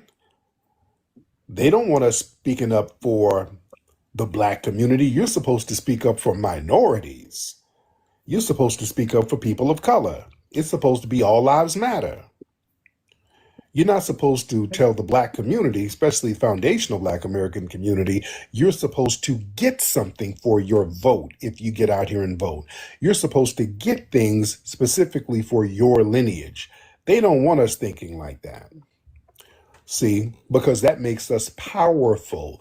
Why? Because we, ladies and gentlemen, foundational Black Americans, we are the only true, to the bone, Americans left. When we realize that, we're going to walk into power. What did I just say? We are the only true Americans left, ladies and gentlemen. I'm going to say it one more time like Umar says things 3 times. We, foundational Black Americans, are the only true Americans left. What do I mean by that? Who are the real Americans? It's not the white people. Represent what America is supposed to be. Liberty, justice for all, everybody's created equal, equal protection under the law. White people don't believe that. They only believe in white supremacy. We're the only people who believe in that and fought for that for everybody. You understand that? We are the culture of America. American culture is foundational Black American culture, ladies and gentlemen. You understand? We are the true patriots. We are the only ethnic group that fought in every single war defending the United States. The white people can't say that because they fought in wars to get rid of the United States multiple times. Some of the biggest traitors of the United States are the white supremacists, the people in the dominant white society. Benedict Arnold and all of those people were traitors against the United States. You understand? And the white people whose lineage goes back early to the beginning of this country, they're a very small minority because their numbers have been amalgamated in with the Ellis Islanders. Most of the white people in the United States today are descendants of Ellis Islanders, ladies and gentlemen. They don't go back to the beginning of this country. They'll try to fake the funk and all that. No, they don't. They just don't. They're Ellis Islanders. It's a very small handful of white people who can really, really trace their lineage to the very beginning of this country. We, on the other hand, foundational Black Americans, all of us can do it. 49 million of us can trace our lineage to the very beginning of this country. That's a rare thing. This is why people want to weaken us and Africanize us. No. Damn all that. We're foundational Black Americans. That's where our strength is. When we Africanize ourselves, we weaken ourselves because now we are a generic ass group that's basically undefined. And then what happens is when a real African immigrant comes over, we become subordinate to the African immigrant. You understand? This is why we flipped over the apple cart, embracing our foundational Black American lineage. This is why the Tethers are so damn mad. Because now they can't play the hierarchy game on our ass no more. They can't try to one-up us no more. You see, this thing is powerful. This thing is very, very powerful. So as it relates to the Roland Martin situation and the DNC and the Democrats, again, they need us to be a weakened, undefined ethnic group that everybody can come in and take leadership over and exploit. You understand? They need us to be a weakened minority group where everybody else, they have clear definitions of who they are and what their lineage is, but we're this generic pool of minorities. So if you think like that, you can easily be led, ladies and gentlemen. People can just kind of shame you into going along with everybody's program.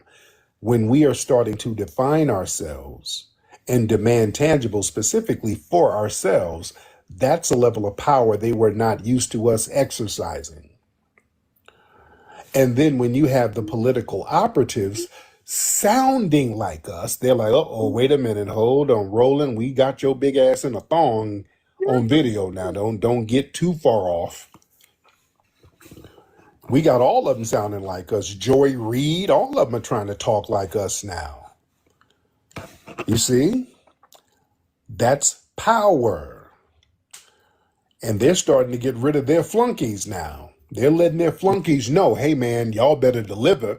See, this is the warning shot to the flunkies and the Democrat shills. Y'all better get some act right. Not only we going, if y'all don't get these black voters in check, and have them getting out here voting for nothing, which is what we want, All right, your little money is going to dry up, and not only is your money going to dry up, we're going to start releasing some videos of your ass bussy popping. You see what we did to Gillum? Yeah. They knew what Gillum's get down. They knew what Andrew Gillum, they knew he had a hankering for bussy. They knew that. You understand? They always get these compromised cats. They know that. The DNC is, let's be real, the Democrat Party right now is the party of punks. All right, let's just keep it real. That's what they want. That's why Jasmine Crockett and them people running around here talking about the black woman run this, the black woman run that. They like that matriarchal setup where the black woman is the more dominant one and the black male is the more effeminized, subordinate one. See, that's the only thing that the DNC likes. They like a black male who is subordinate, following the women, trying to be a woman. Clock that T, honey. They love a punk. You understand? Because you're going to follow women. You're going to do what women do. But when you stand up and act like a man or an alpha male or a leader, you're going to say, hey, wait a minute, before we vote, let's be strategic about this. You're going to start thinking logically and not emotionally. They don't want that. So any masculinity coming from the black community, what do? Oh, that's toxic. Oh, that's toxic masculinity. We cannot have that. Oh, we can't have that. A black man standing up for himself, a black man standing up for the community. Oh, that's toxic. Oh, alpha males are always targeted by the DNC. If you are an alpha black, especially a black man, an alpha male, you're always targeted. So we're saying, no, this is a brand new day. We're changing how things are going to go down. And with Roland, his situation, again, we're not shocked. We've been knowing how sassy Roland is. So yeah, if something comes out on Roland, we're just not surprised. That's what the DNC does. They have a bunch of sassy, wide bussy punks as the representatives who try to sass us into going along with the program. And boy, if again, I really doubt if anything comes out. Again, I think this is a warning. But if it does, I'm telling you, we're going to have a field day on these streets, but we're going to eat good off this. I promise you we're going to eat good off. Dude, if a video or some footage come out, oh, y'all don't understand the merchandise. I'm already getting the merchandise ready. I'm already getting the puppets ready. Oh, it's going to be t-shirts. Oh, we're going to merch this thing. Oh, family. Oh, the merchandise is already coming. I'm going to have keychains, t-shirts. Oh, man, y'all don't understand the level of petty. I've been trying not to be petty. I'm trying not to. I've been trying to take the high road because I want to do things and I want to set example for the community. I really do. There's a lot of youths who look at me and listen, and I want to be a good example to them. But if some footage of Roland come out, bussy popping, let me apologize to the youth in advance because Uncle Tariq is going to get real petty. I'm going to disappoint you guys. I'm sorry. I'm going to let you know you're going to be so disappointed in me. I'm going to be such a horrible role model. I'm letting you know now. I'm not going to be a good role model to you because I'm going to go so damn petty. All right, just letting you know, kid. I don't want to let you down, but don't. If I see some footage of this nigga in a thong, I'm gonna let you down a little bit, just for a little bit. You're not gonna be proud of the things I'm gonna go with. It's gonna be a certain level of petty. Oh Lord, y'all don't understand. I think this is the devil trying to use me. The devil is trying to get me, y'all. If this footage gets released, the devil is trying to use me. This ain't nothing but Satan trying to take over my spirit. Because I'm going to act a goddamn fool if this shit come out. Let me get some of the family in here. Let me get the family in here, ladies and gentlemen. Y'all don't understand if this footage come out, the shit that I'm going to be doing. I'm going to have a children's book. I'm going to have a Dr. Seuss book. Roland's colon is swollen. I'm going to have, dude, I'm telling, I'm going to merchandise the hell out this thing. Oh, we're going to eat all the way to Christmas. Well, this is going to be right in time for the Christmas holiday. Do y'all know how much merchandise I'm going to have? Family, I've been trying to fight the petty off. I'm like, oh, let me stop. I'm getting too sinister. Family, I was thinking about making some pigs with thongs and selling them for Christmas. I said, okay, that's too much. I can't do that. I can't have pigs and thongs. I can't do that. That's just too much. I have to stop myself. You know how the angel and the devil be on your shoulder? Like, I can't. Come on now. That's just too much. That's too much. Oh, goodness. Man, it better not be no footage coming out of this. Y'all raise your hand. Let me get the family in here. Let me get the family in here, ladies and gentlemen. Oh, dude, man. If there's a tape out and this dude is getting pegged, ooch, ouch, oops, that's too deep, to the left, man, there better not be no footage of this shit. It better not be. Y'all don't understand. All right, let me get the family in here. Y'all raise your hands. Everybody raise your hands, ladies and gentlemen. Let's get the family in here. Let's talk to you. Raise those hands. Let's get Dreddy. Let's get Dreddy Pendergrass up in the building. Mr. Dreddy, hop on in, Dreddy. Then I'm gonna just get a bunch of random people. Dreddy, what's up, Dred? What's going on? Oh, shit. There you go, brother. What's happening? Hey, what's going on with you, big dog? I'm good, man. How's everything going? Listen, when I saw that on my notifications on my daggone timeline, I said, dear Lord, I said, please don't let Tariq see this, because I know if he does, the comedy is fitting to be ignorant for a whole week straight. Oh, weeks. It's going to be weeks. Weeks, yes, weeks. I saw that. I said, Lord, he's about to have this thing called the Boochie Boule Bird. He's about to have that thing looking crazy. Man. I was going to say, you been enjoying your time in Tokyo, big dog? I am, man. I'm having a good time out here, man. The people out here are absolutely wonderful, man. They're having a good time, and it's a blast out here. And now we're back in Tokyo. It's nice and cool because we're leaving. We're flying back to LA this week. And it's all nice and cool today. It's been scorching hot out here in Japan the whole 2 weeks. Now it's all nice and breezy on last day here. So, I hate that because it was so damn hot out here. It was really too hot to do a lot of outside stuff. It's hot as hell in Japan. Japan is extremely hot in the summertime. But yeah, they've been showing a lot of love to us. All right, let me get the family in here. Y'all raise the hands. All right. Let's raise those hands. Oh, man. Boy, y'all don't understand the cartoons, the puppets.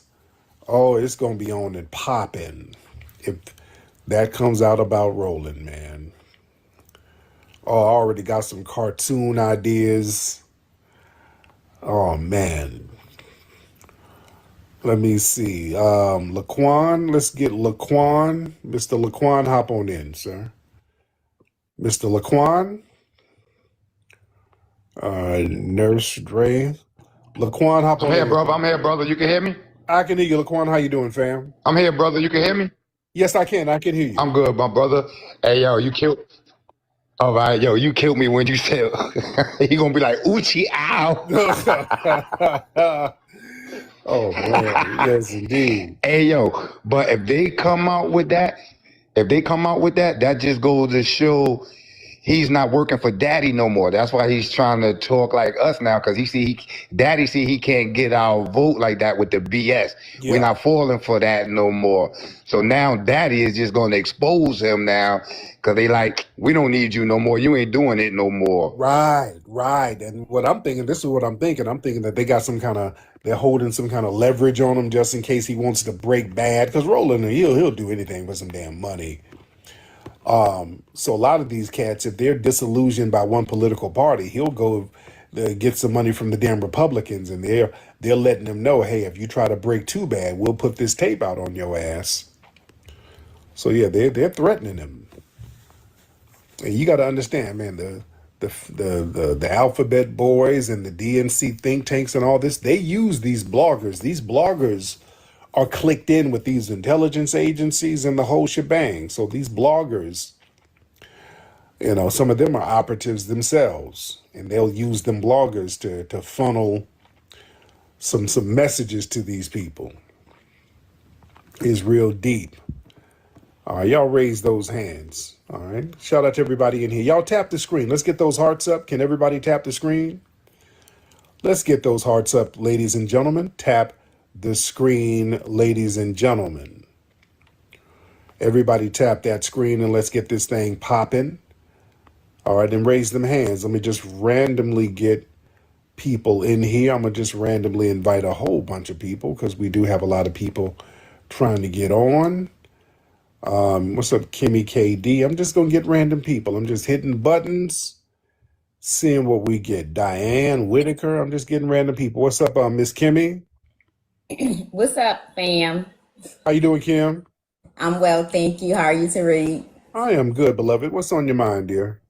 Oh, nothing. I'm just sitting here listening while I'm working. I didn't want anything. I was just checking in your live since I can't catch you in the evenings when you're back in the States. But I'm just here listening while I'm working. Everything you're saying is on point.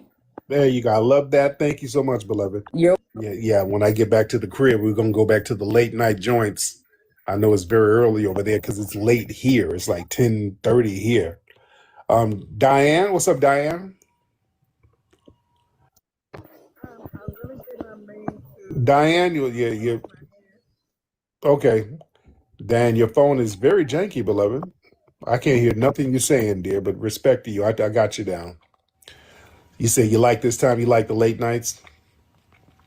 Y'all tap the hearts, so let's get those hearts up, ladies and gentlemen. Let's get those hearts up.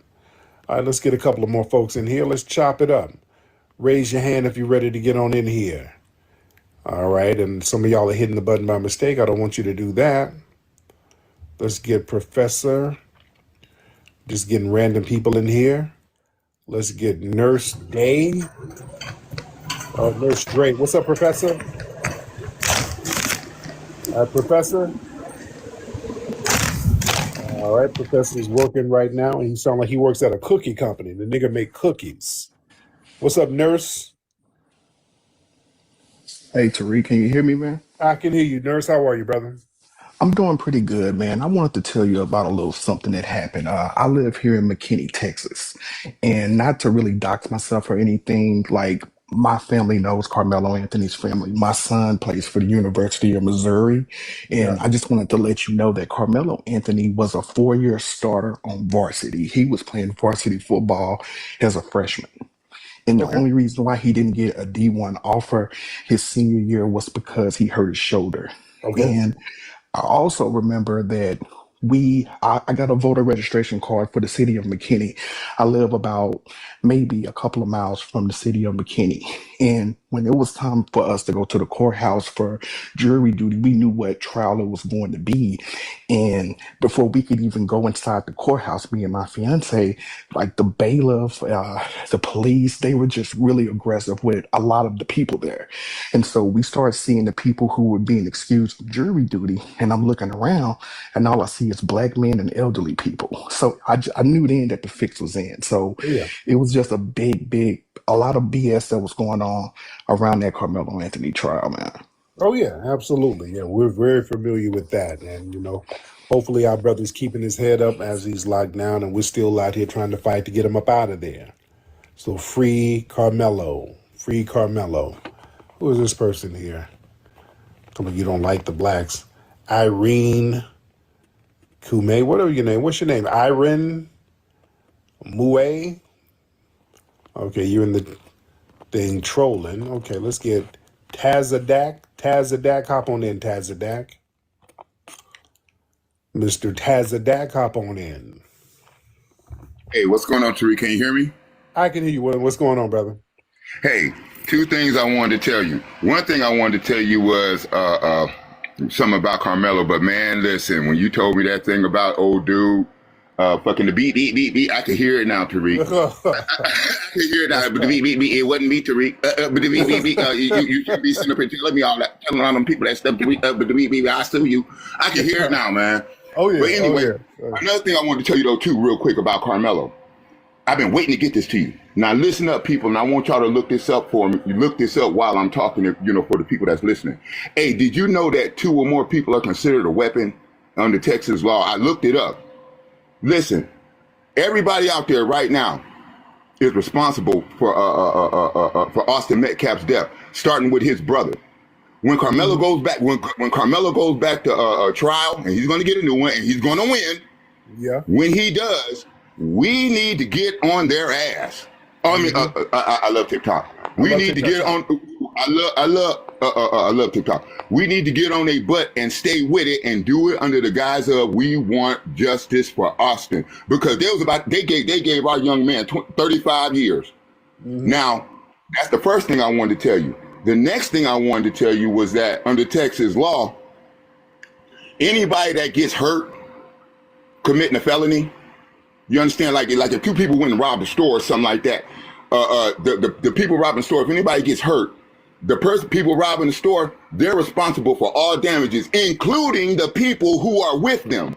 It's called a felony. It's called a felony something. I forgot what it's called. What that means right now is everybody out there that was with Carmelo, that came against Carmelo, that came up against him, first of all, they came as a weapon, which is going to give his self-defense.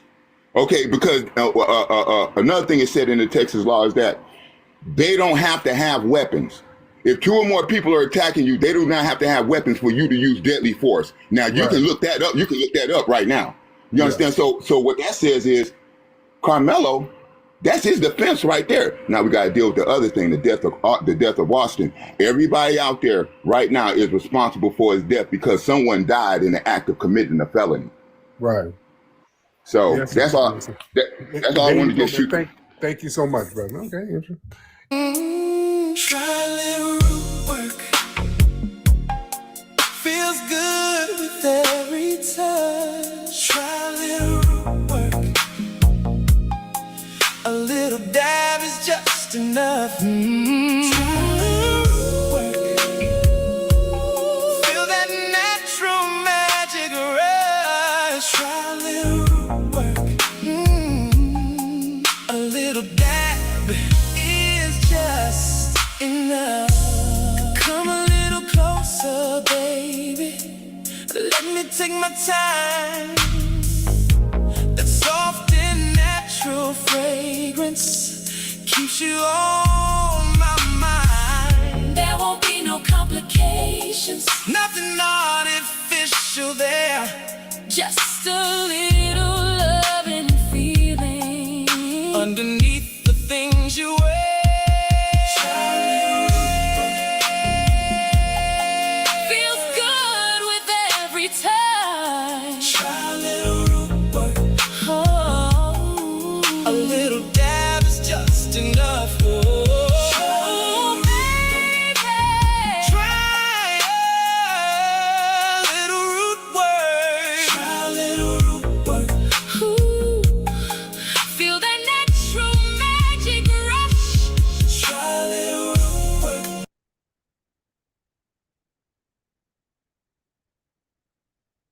Earth Speaks, hop on. Earth Speaks. What you talking about, Earth Speaks?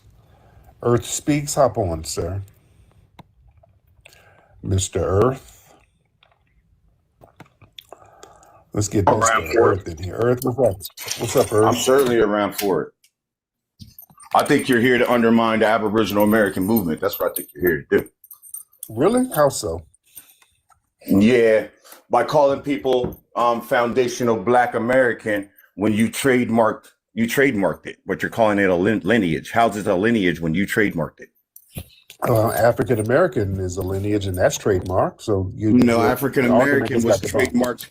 First of all, African American was trademarked by long law. Okay, it was trademarked by long law, and it was so you're saying it's right to trademark your people, make money off your own people's stuff? There's about 1,000 denationalization. African American. So is African American a denationalization though? Is that a misnomer? You're talking over me, sir. I'm asking you a question. Is it a misnomer? Talk over You're me. acting like because they did it, you can do it. You're not going to talk over me, sir. Because you're being emotional. Cut your emotions out. I'm asking you a question. Answer no, you're not asking me a question. You're being emotional. Answer the question, police officer, man. Answer the question, man. Police to who? You ain't got nothing. So you're saying it's a lineage. Is it a lineage or did you trademark it? Which one? Yeah, it's a lineage, sir. How's it a lineage when you trademarked it? Because all lineages are trademarked. It's a product. It's a product. You're being emotional, sir. Name a lineage name that's not trademarked. Name one. Aboriginal American.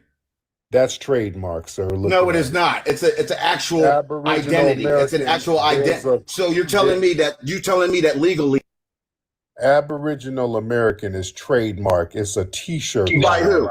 Aboriginal American is a T-shirt line. It's trademark. You're a liar. Look it You're up. a liar. It's a legal term. When you talk, look it up.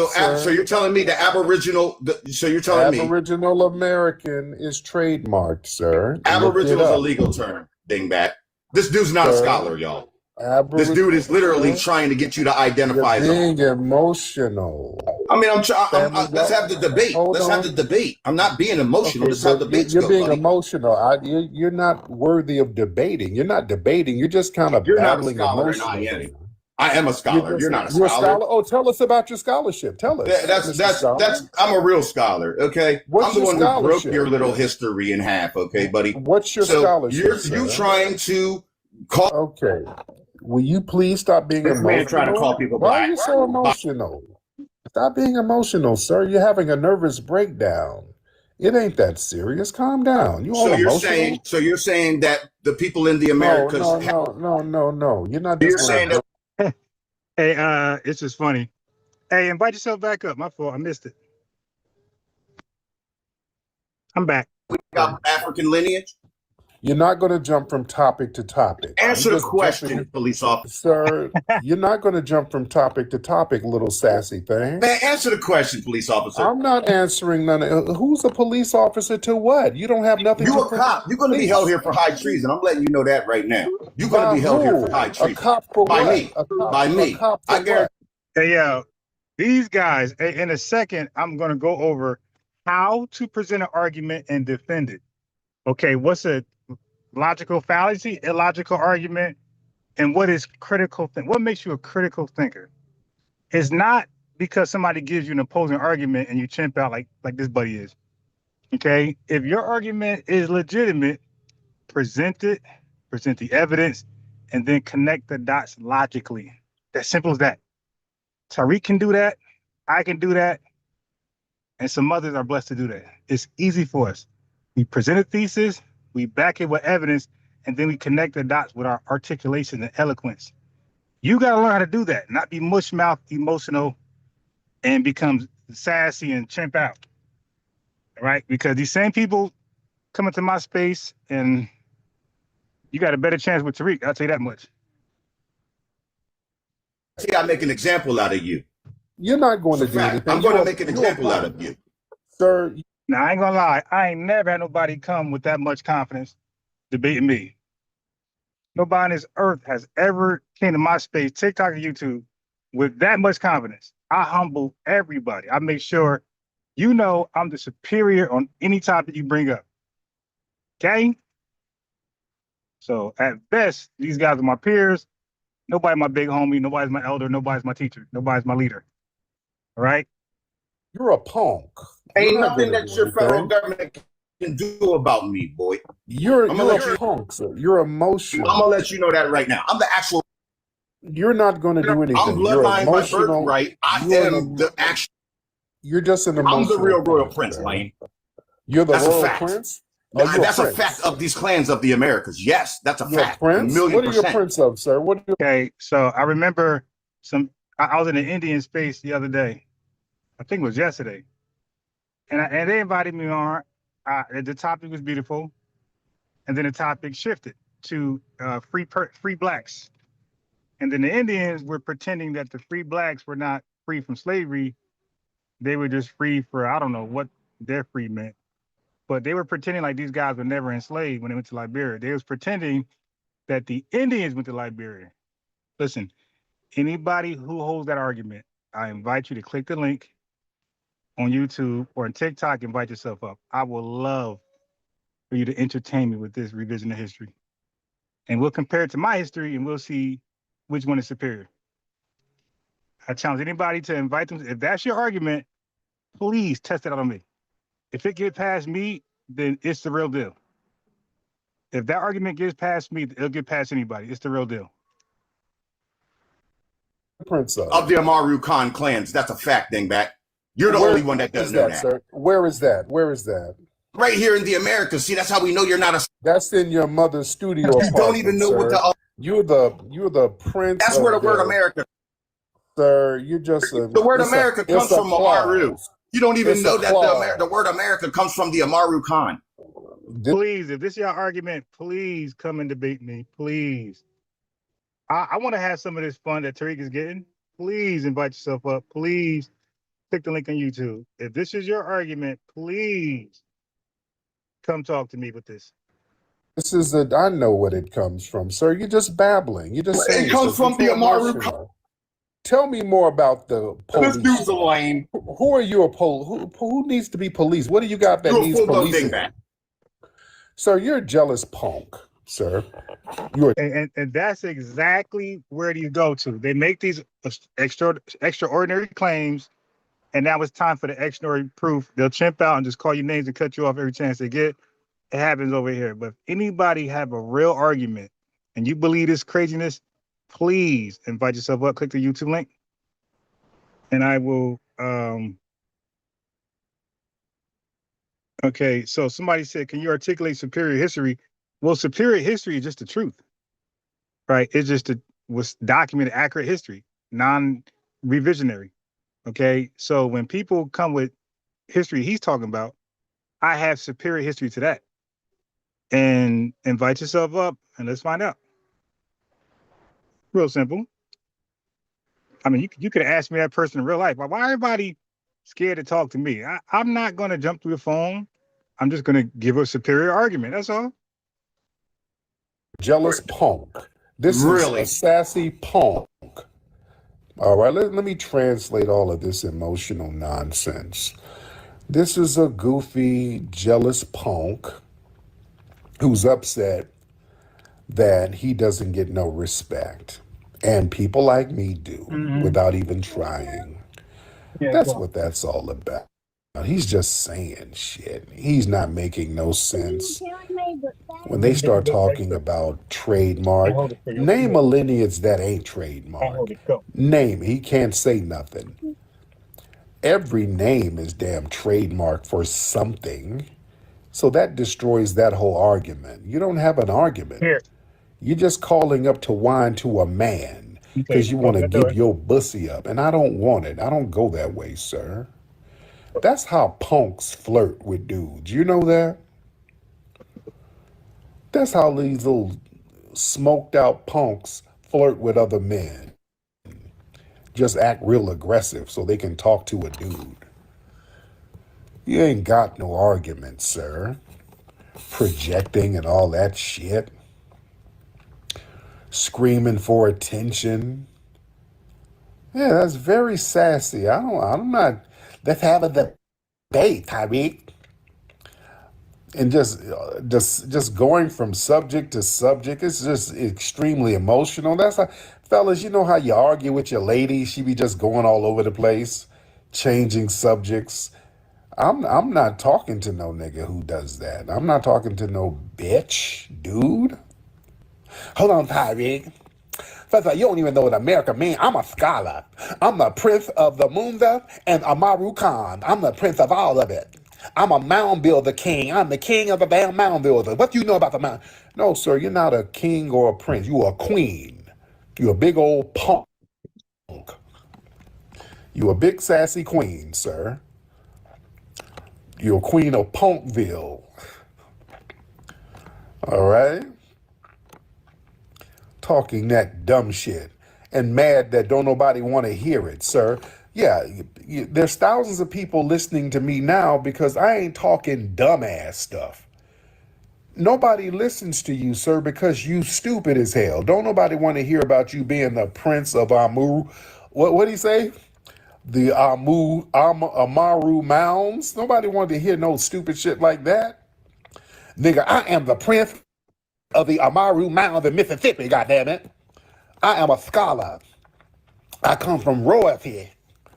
Okay, nigga. Nobody wants to hear that dumbass talk. Don't get mad at me because people want to hear me talk. I don't just sit up saying stupid shit all night. Damn. This fool said he was the Prince of Amaru Khan. Where is that? See, you don't even know where that is. That shows that my scholarship is better than your scholarship, Tariq. All these people listening to you and ain't listening to me, and I'm the Prince of damn Amaru Khan. The hell is wrong with these people? You done brainwash people like the police, Tariq. With his trademark. That's a trademark. What's not trademark? I don't know, but I'm going to change the subject. Just sassy as he want to damn be. He probably talking with his pants off. He probably unzipped his pants and took them off before he called. Sitting there, no bottoms on, nothing. Just getting off on talking to a nigga. Nobody wants to hear that. He's probably in the video with Roland Martin.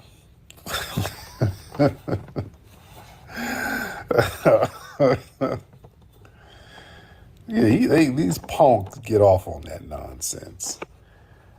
Yeah, that's how punks flirt, dude. This dude, y'all know good and well this nigga ain't got no woman. Y'all know this man ain't got no woman. Y'all know good and well ain't no woman listening to no fool talking about he's the Prince of Amaru Khan in Mississippi or wherever.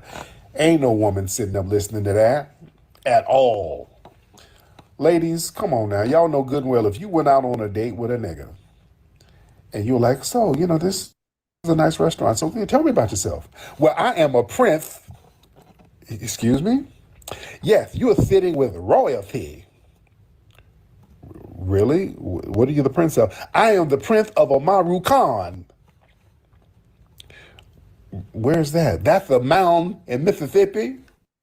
You are looking at the prince. I am royalty. I'm of royal blood, and I'm going to get some land grants, and I'm going to tell people about Tariq Nasheed. Oh, okay. I got to go to the restroom real quick. You're going to take your ass outside and quickly call an Uber to get away from this nigga. You know good and well that dude don't have no woman talking that dumbass nonsense. They're corny as hell. Good Lord, man. Man. All right. Who we got? All right. Yeah.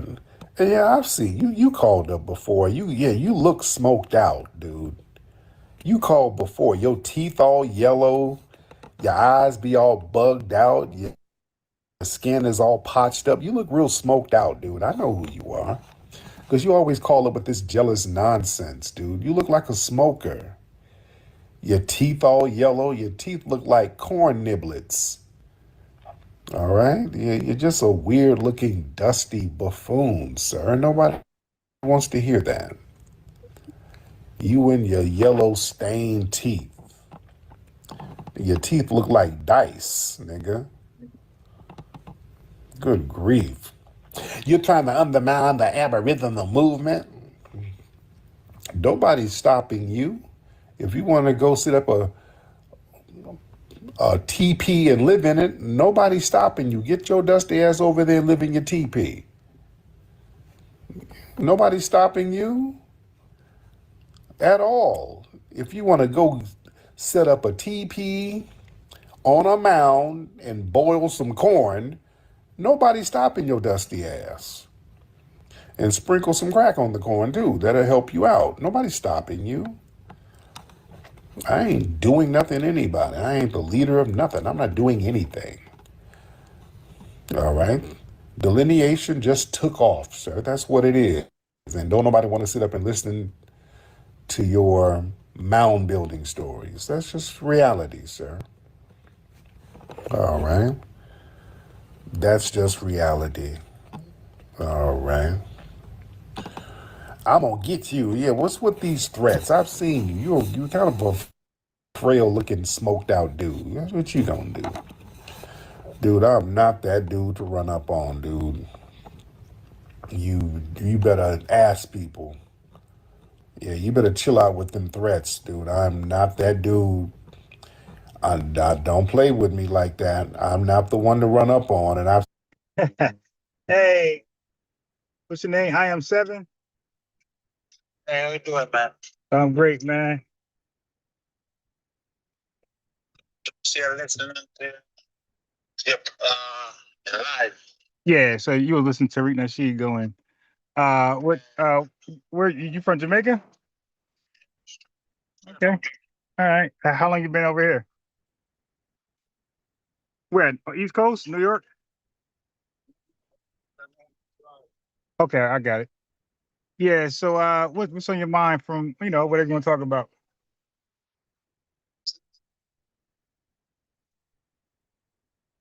This FBA thing, man, I've been circling the internet and I hear a lot of them, they're very angry, Yeah.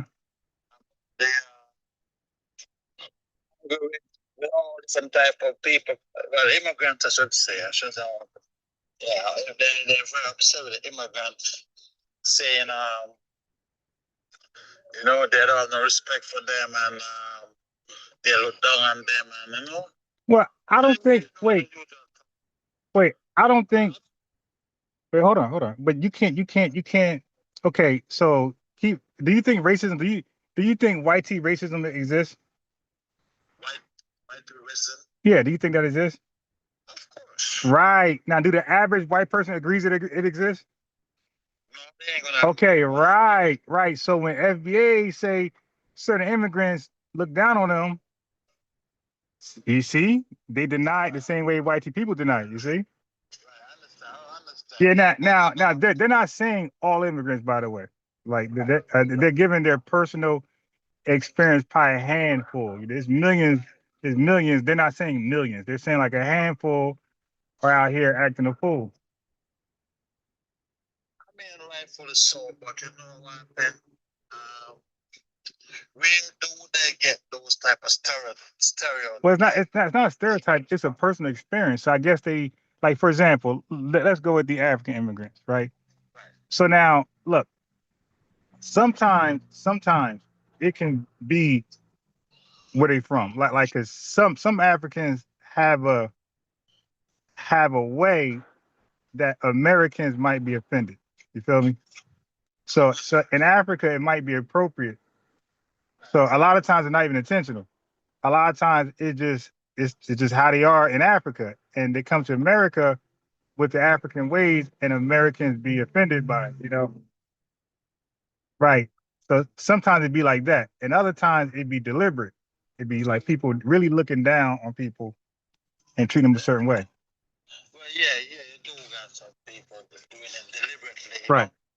Some people do look fun, Black American, the type of way they say yeah, but you know what happened in every race.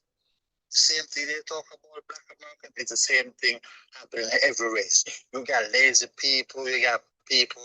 You know what I'm saying? People not want to know. Yeah, but the difference is, but here's the main complaint. If we have a stereotype against Jamaicans, if we have one, the last place where we're gonna express it is in Jamaica. Okay. Okay. Right. So that's the issue we're having. We're like, yeah, if you got a problem with us, keep that where you're from. Don't bring that in our face in our homeland. That's like super disrespectful. So that's the difference. That's the difference, bro. We're not gonna go to Haiti talking some crazy stuff, bro. We're not gonna do that. Yeah, you can't go to, you know what I mean? Yeah, you know, so should, you know what I mean? Certain things, if you're thinking that way, you should just keep it to yourself. Right. That's all we saying. That's all we saying. Yo, but a lot of it is like you say you talking. You say you talking. You come with peace. You come with a sense, right? I gotta admit, a lot of other people that's immigrant when they come here, they don't come like that. Because they were ignorant. First thing. Right. And then start disrespect him. It's just like if you go in a man's house Mm-hmm. and you want to disrespect him. Where think you're gonna do? You know, right. Gonna show his side. So you yeah. Disrespect. You know, so I learned that without going on a person platform, I'm not gonna come off ignorant. Right. Because too much people already have black people as we're ignorant. And they got us angry. They got us as impulsive, dangerous. So I'm not gonna come off like that. Maybe if I want to come off and in the wrong way, you know what? I wasn't even I don't answer them. I just leave it alone. You know what I'm saying? Yeah. Because it happens sometimes with the police, you know. Black people, we have our rights, you know. But true, we're coming off aggressively and why you put your yeah, that's not gonna work. You might not make it home.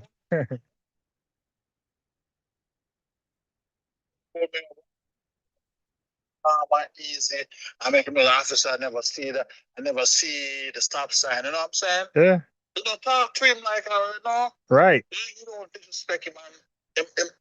That's type of show you who is boss. Yeah. Because he has the authority. He got the badge. He got the gun, and he has the ticket.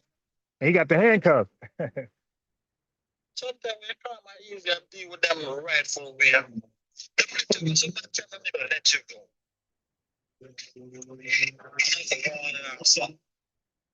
Yeah, I agree. So now what you're seeing. So I'm glad we got that out the way. So what you're seeing in these FBA spaces, you're seeing immigrants come to these spaces. I'm talking about, bro. All you gotta do is look at my past lives, and you'll see. Let's say if 20 people came here from like another country, origin of another country, maybe 3 of them, and you might be the 4th one who actually came with some respect and some sense. 16, 17 of them is going to come here yelling, cussing, projecting. I'm like, wait. I said, you're talking to me. Whoever you talk to, that's between y'all two. Don't bring that over here. But they still do, and they have bad faith questions. So what happens is, if that keeps happening, then obviously when they hear somebody else with an accent, they're gonna be like, okay, another one, you know. And the same thing. The same thing. If a white tea man got a store, and out of 20 people, 17 of them black stole, of course they're gonna look at the 3 who didn't. They're gonna stereotype them too. They're gonna profile, and that's what happens. That's normal. That's natural. It ain't right, but that's a human reaction. Saying what you were saying too, I went on one to and as I opened my mouth, one of them said, "Oh my God, they're going to that Jamaican man." Yeah. Going crazy. Mm-hmm. They said, "No, man, no, don't come with that thing, yo." But I come on the platform, come disrespect. No, I know. So yeah, you're right there. You know, one as I said, one bad apple spoil a lot. Now listen. Now there are words for people that judge everybody the same, right? And don't look at people. You know, handle people one by one, right? The people, when you group everybody up, remember those 20 people, black in that store, 17 stole, 3 didn't. So when that person look at everybody as a thief, even 3 ones, the name for that person is a racist, right? So now, when an FBA do it, that person could be seen as divisive, xenophobic, and when an immigrant do it, we'll call them a terrorist. But you see, everybody got their name, but when they judge the whole and don't talk to each one to see what they talking about. there's a negative name for each one who practice that group everybody up as one. You see? Because that's not what a sensible man would do, or a sensible woman. So when people call in, if they're from another country, I don't automatically believe they're going to behave a certain way. I give them opportunity to be who they're going to be. Yeah. Yeah, I saw my kids were just calling. Took a quick phone call. But yeah, we were saying now, sir. Now, I was saying when people call in my platform, and I notice that they're like, got some foreign accent or foreign background, I don't automatically lump them in with the last 17 people who had a foreign background and I had a bad experience with. What I'm gonna do is I'm gonna handle each person brand new. Yes. That's what you gotta do. You gotta handle everybody brand new, because end of the day, we're 7 brothers, 7 different minds, But some guys come on their platform get ignorant. And probably the next guy, he came on, he just listened, came on and just wanna, probably put to input, and then got the last experience. Yeah, but here's the thing though. The more, what I learned was, the more you know, you'll hear it in how they speak, right? And the less they know, you're gonna hear that. So the people, this is for anybody, the people who are just impulsive, angry for no reason, that's because a lot of people can't really speak and express themselves through words, so they get frustrated, right? But the people who are great at communicating, right, you won't really find them behaving a FOOL on the net like that. That's true. Yeah. Yeah, man, but they're scrolling and I've been hearing they talking, and some of the time the way they speak like, they have black people too, But hey, they say, we can't just come over the country here and then, not because the white man said these set of people don't do that. We jump in the background market. And that's where it comes from, the media. The media, just like now they're having our discussion about immigrants and the deportation and all these things. Right. All of that come from the media. So now everybody gonna be charming Yeah. Some have bad experience with immigrant, some don't, and some of them the one bad experience they have, they think every immigrant is the same way, Just like if you meet a girl and she steal, and then or she cheat. Yeah, you meet another one though, you be watching out because the last girl. Right. And see, and guess what? The same energy I gave you, like, or everybody, like, hey, I'm not the same way I do with women. Once they try to act like, oh, I've been hurt, I'm like, by who? So and so, not me, right? You ain't act like you ain't hurt by me. All right, talk to me like you ain't hurt by me. And like, yeah, so I do that in real life with women. That's just my standard, just in life. Like, don't look at me for the last guy you dealt with. You did handle me brand new. Right. Yeah. Some people still keep that last relationship in their mind. I must think that everybody that good. They're gonna be a person paying for that tab too. They act like that with me. You paying you paying for that tab. Just like it's not every white people are racist. Not all of them think like that. Right. They probably have friends who think like that. Right. Some of them are not all of them like. But what we have to do? Yeah. I think you went on mute. Yeah. So I don't say that, man. We just human beings trying to get by each day in life, Right. And guess That's what? what it is. And guess what? And every human being should make it easier for the next. Right. So now when you have when you're in Jamaica that there's Jamaican politics, right? And there's things going on that Jamaicans will know about that I would never know about, right? So I can't come to Jamaica, kick my feet up, and be like, hey man, look at you guys, you're not working, you're not doing this, and then I got the answers. Listen to me, I got the yeah. See, that's what happens when they come over here. They look at us in our condition, and they be like, listen to me, like Marcus Garvey, listen to me, I got the answers. And we be like, you ain't got no answers, bro. That's what they do, though. That's true, though, you know? Because they ain't no lie. When I was coming over here, I heard those.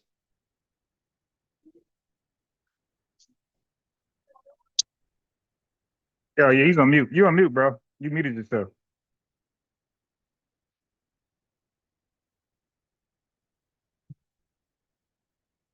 You muted yourself, sir.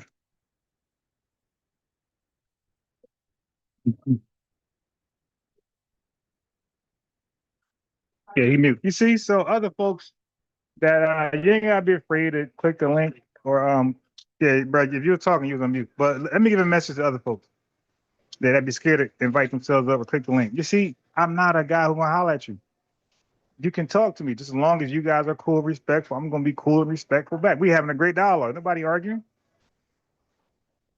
So if folks, you know, I invite them because in the chat they be talking crazy. And I say, hey man, just invite yourself up and click that Zoom link.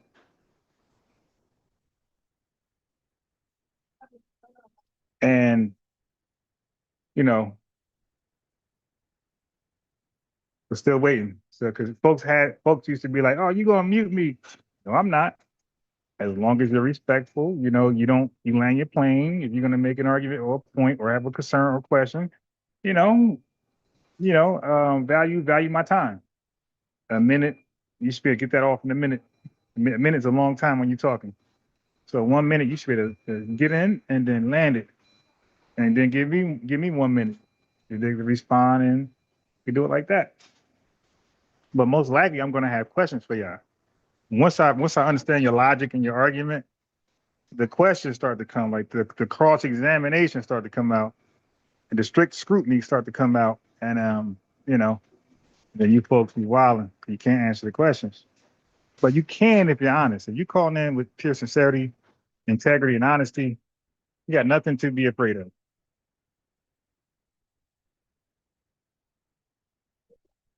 All right, so I'm gonna play more of the video. I'm gonna let my man. I think he on mute. So if you're on mute, brother, let me play the rest of this video.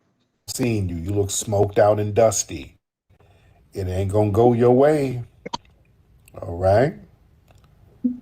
You dig? It ain't gonna go. Yeah, my leg is fine. You can sit up and lie about me. My legs are fine. I'm fine. I'm in the tip-top shape. You ain't gonna test that, are you? Yeah.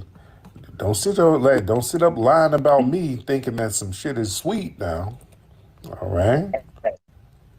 Come on now. Don't sit here and play games with yourself. All right?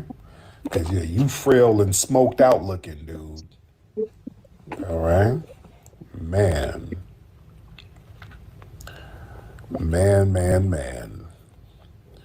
Let me see. Y'all raise the hands, ladies and gentlemen. Let me see. Hell yeah, nigga, I'm in good shape for an OG. Yeah? Let me see. Raise those hands. Raise those hands, ladies and gentlemen. Hold on 1 second. Y'all raise the hands and let's get it popping.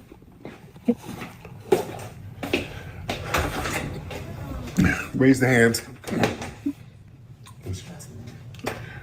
Get him in. Raise those hands.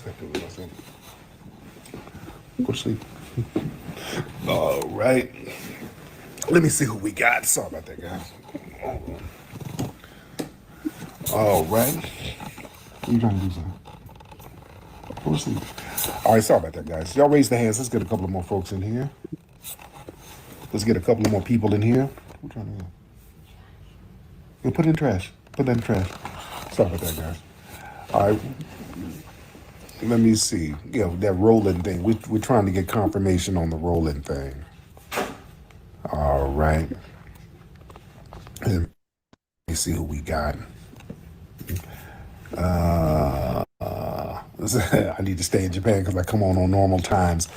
Yeah, it's a whole big different time. It's a whole time difference over here.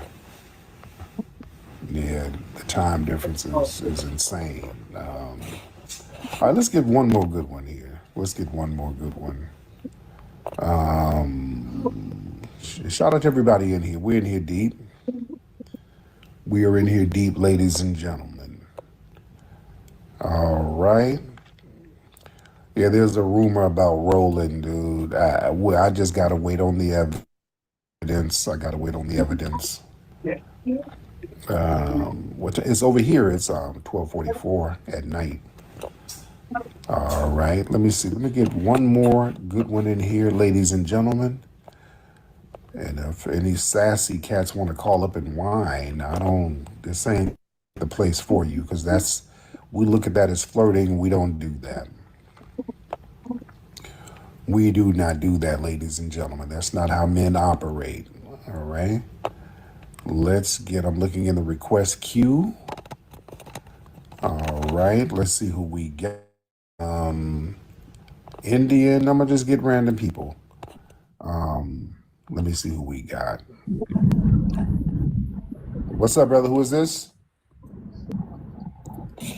Yo, I don't know. What's up? Who muted. That Rob? Yeah, this Rob. What's up, brother? I'm good. What's going on with you, Rob? Yeah, I'm just piggybacking. Earlier, you was talking about how a lot of us have indigenous ancestry, and it's true. They always the tethers try to tease us, talking about that our grandmamas don't know what they were talking about. But my mom and grandmother always said we had Choctaw in our family, and going through my mother and father's side, I found the Choctaw freedmen paperwork on my mother's side, and some of the older folks on my mom's side who are still living told me that we actually used to get checks up until the 70s as freedmen, and then we got cut off from it. Yeah. So I've been trying to look more into that and see, what we can do about that. I think a lot of us, I advise a lot of us to really look into our ancestry and talk to the elders in your family, because they might know if the government was still giving certain groups freedmen checks or not. I just found out about this fairly recently. And one last thing I want to say, and I'm gonna land my plane.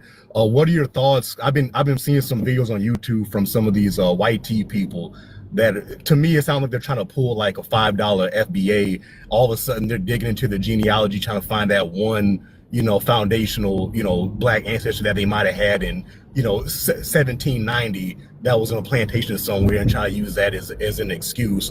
Because as far as I understand our lineage, you have to be and it's an unbroken lineage. It's not about having a random black person from 200 years ago, but you look like Justin Bieber today. That doesn't work. It's got to be a continued, unbroken. Nobody left. Nobody immigrated somewhere else. Nobody got fully mixed in. But I just want to make sure that the legal verbiage and jargon is correct, because how these people love to play semantic games. So I just want to throw that out there too. Yeah, thank you so much, Right. A lot of people try to play the $5 FBA thing, but yeah, a lot of the white tea people are trying to dig up some black ancestry now. But again, the term foundational black American, that's a perfect term because it's past and present. It's a past term and a present term. It acknowledges. It's a good term, but native black American, in my opinion, from my research, is a little better, a little tighter, because a white tea person will have to claim they're native black American. They ain't gonna do that. Okay, so when that white tea person says, "Hey, I got an ancestor from FBA," okay, you got an ancestor. Are you now native black American? See, that hits a little differently. Yeah, so native to me stings a little more. It's more accurate because it's not even an action. Like foundational is an action. Native is just who you are. You ain't like, we could say we're foundational black American. We can say we're Adolf Friedman Salon. That's fine. You're still native. You're still a native black American. So a native black American is what you are. You don't even got to call yourself that. You can say you just black, right? but you're still a native Black American. You can't change that. That's why, to me, like, that's the best identity. Is your lineage in the past, and it acknowledges who you are right now. A white tea person could not be a foundational Black American because you're white tea. Yeah. It's a So also, y'all got to check out, I did a video on eligibility, and I didn't really go too far. Eligibility, right? What makes somebody eligible to be a Native Black American, foundational, freedman, salon, whatever term you choose, it's still the lineage, right? So I got a video breaking down the eligibility requirement. What makes you eligible? And just having one parent ain't it. If that was the case, then Liberians would be FBA because both of their parents are from the 1870 census, right? And even Drake can lay claim, and even Andrew Tate can say, "Hey, I'm one of you guys." No. Foundational it deals with the origins and the continuity, and you got to be on record as a citizen, original birthright citizen, right? Also, your allegiance had to be solely American. If your primary allegiance was somewhere else, and you're trying to lay claim here, you're already out. So you can't be a Canadian. You can't be a Liberian. That's where your main allegiance. That's your citizenship before you came over here.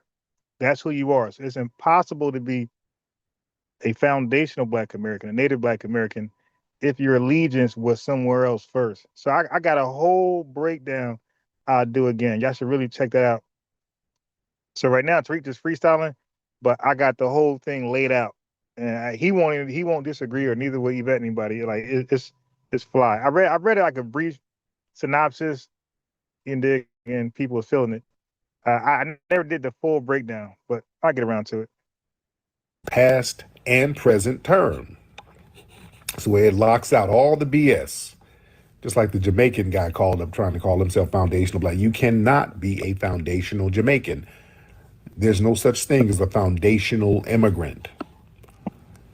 That's an oxymoron. It's a contradiction of terms. See? Right. And that's why I say the word native is better, because what somebody from another country look like calling himself a Native American, a Native Black American, like that doesn't even sound right. Saying you admitting you got origins somewhere else, how can you be native here? So that's why all the terms are good, but for me, the best, most fitting term is Native Black American. Like, people won't even try to steal that name because it's so hard to even justify that. That word native scares people away from cosplaying. Believe me. Our great brother Neely Fuller taught us words matters. We got to learn. Our brother Neely Fuller taught us that we got to be very meticulous with words.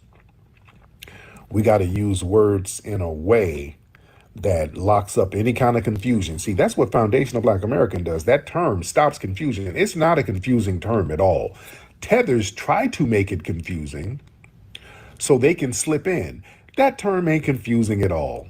It's nothing confusing. That's the term foundational Black American is the most clear term and the most specific term. It's good, but it's not more clear than Native Black American. It just not. As it relates to Black people in America. It cannot get more specific than that. Yeah, it so can. Tethers try to play dumb. When you say foundational Black American, did that mean you is a Cherokee Indian? And that's why you say Native, because Native doesn't, whatever. Let somebody call in and click that link and invite yourself up. I'll educate them. They start doing that dumbass shit. They try to play dumb. Did that mean you ain't got no African ancestry?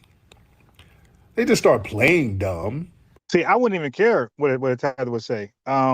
It's either I am or I ain't. You dig? Am I Native Black American or I'm not? You feel me? So I think that term is just so self-explanatory. I think matter of fact, when I use it over here, when folks call in, nobody argues with that. And I say it, y'all hear me? You know, they be like, you FBAs, and most of the time I correct them. I say NBA, Native Black American.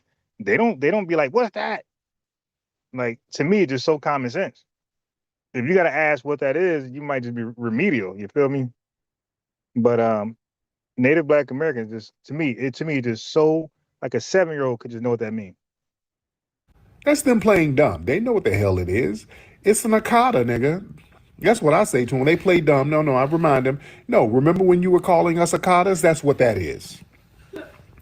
We're damn Akatas, right?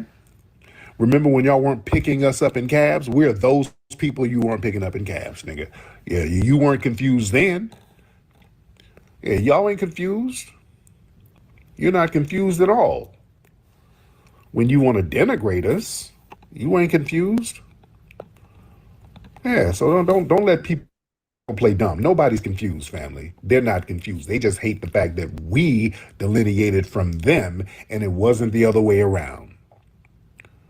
That's what they're upset with. That's why they want to act dumb and act confused. And we all in it together now. Unity. We ain't talking about unity. We're talking about lineage. Unity is an emotion, is an ideology. You can choose to unify or choose not to. You can't choose your lineage. We're talking about a historic fact that's locked in stone. Lineage is locked in stone. Then they start talking dumb shit like that one fool. We trademark. The name of every lineage is trademark. Name me just shut their argument down. Have them give you the name of any lineage that ain't trademarked for something. You show me a lineage and I can show you it's trademarked for something. All of them. And by the way, on YouTube, my YouTube name is Blacks, BLAX, News and Facts. And just go to my archives and put trademark. I broke that trademark thing down like 10 times back and forth. It's not even like a debate at this point. Puerto Rican is trademarked. Igbo is trademarked. Yoruba is trademarked. Cherokee is trademarked. Choctaw. Anything you name is going to have a trademark for something. So that's not a good faith argument. That's just a troll tactic to just waste your damn time. Yeah? Because they ain't got no argument. Yeah? Let me see. Boy, yeah, people hate the fact that we are very specific about our lineage. We ain't lost because, again, people, their job is to come over and capitalize off of our confusion. And when we stop the confusion, everybody else starts panicking. Yeah? Yeah, they're just mad because they didn't get to trademark Foundation. Trust me, these people were going to trademark that thing and we beat them to the punch. We didn't let them do look it. At that. They're mad because they couldn't trademark it, and they've tried, and we stopped them. You damn right we trademarked it. We wasn't going to let you tethers do it. Man. Let me see who we got. And the Igbo started fighting with each other. Hilarious. You say you should trademark bussy. That's funny. That's why the word bussy is a funny word. That's the only word you can use to clown a dude based on his preferences, that where you won't get flagged. That's why it's so funny. Other words, when you try to clown niggas on that, yeah, you'll get flagged. Other words you can't say. Bussy is the only word that don't get flagged like that. You don't. And Roland Martin. First of all, it's the funniest word in the English damn language. Yeah, There's Roland no Martin, other word funnier than bussy. That's the funniest word ever. Roland Martin better get very used to that word because his trolls is cooking him. And you can clown niggas incessantly and it doesn't get flagged. You can't flag the word bussy because in order to flag a word, first of all, you got to acknowledge what the shit means. And can you imagine somebody at a corporation at a meeting explaining why you got to ban the word bussy? Yes, sir. There's a lot of different words that we have to ban. The new word, we have to ban bussy. What's bussy? Well, that part is boy pussy. What? Just show a picture of Roland Martin. What? Just show, just show a picture of Roland Martin. What?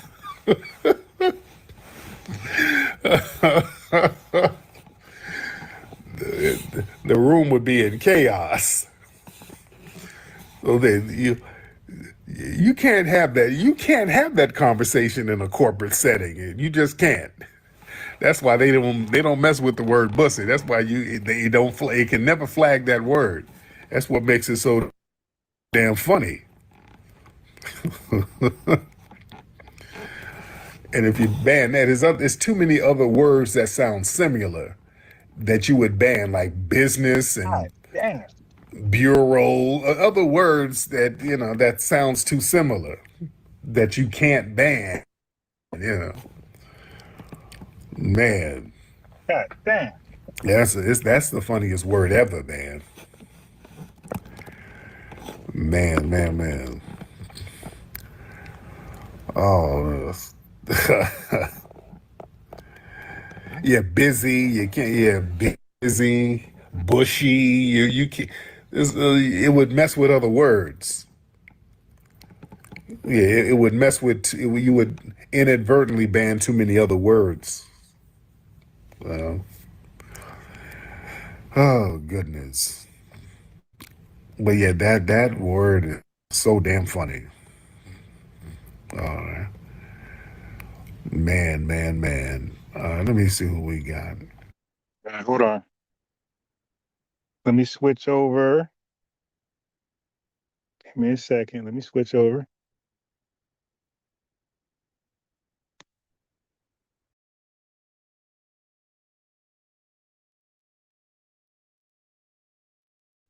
Switch over.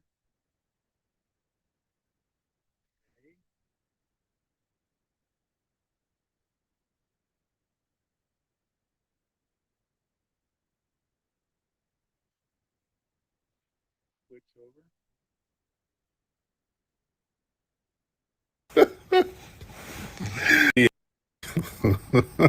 Bureau, other words. Man. Let me see who we got. Let me see. Y'all ready? Let's get one more call in here. We'll get one more. Call in here. Let me see. Who is that? Zandria? Where's Zandria? Zandria, you in here? Let me see. Yeah. JQ, who is Jay? Let's get JQ. What's up, Jay? Is Bussy trademark? I wonder if Bussy is trademark. What's I up? gotta look that up. What's up, Jay? How you doing, brother? I'm doing all right, man. Just first time calling in here. You know what I mean? I'm out of Philly right now, so I got something. Yeah. I got something I wanted to say. So basically, with the with the Asian boycott or wealth transfer, as we could call it as well. Here in Philly, I'm seeing a couple of these businesses closing down. You know what I mean? Yeah. So I was looking at brother Philip Scott a couple of days ago, and he brought up a good point. He was saying, like, in order to really complete the wealth transfer, it'll be a good idea. These businesses that's closing down, we can grab these places, maybe open up our own spots. You know what I'm saying? So yeah, you know what I mean. And that. Okay, but I'm so glad he reminded me of Phil Scott. I gotta play him because Phil Scott be saying some stuff, man. That's I think didn't Phil Scott reveal that he had like some immigrant origin, something like that. But Phil Scott, he be saying some stuff. This is why when people say Pan-African family, it's right. Hold on, where's my microphone?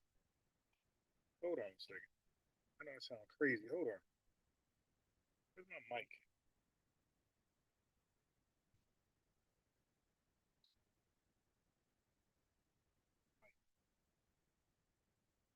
Whole mic over here. Talk about Phil Scott since he brought him up.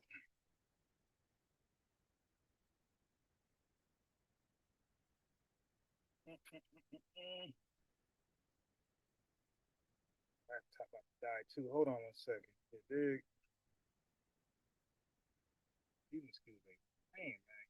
Hey, tore me up.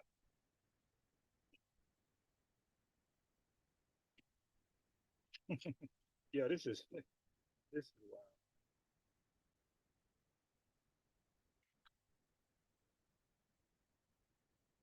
Cool. So why?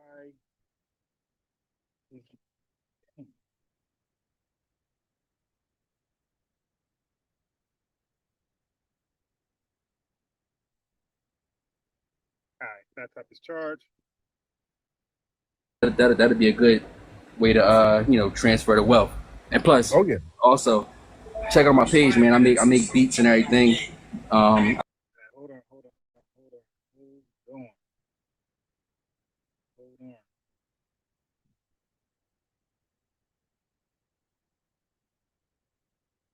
All right. Okay, y'all can hear me now. All right. So this whole transfer of wealth thing, yo, we gotta stop, man. Okay. Hold on one second. Let me break down this business stuff. Cause like this is like the farm thing. Like, yo, let's get a farm. It's like, stop. All right. Hold on.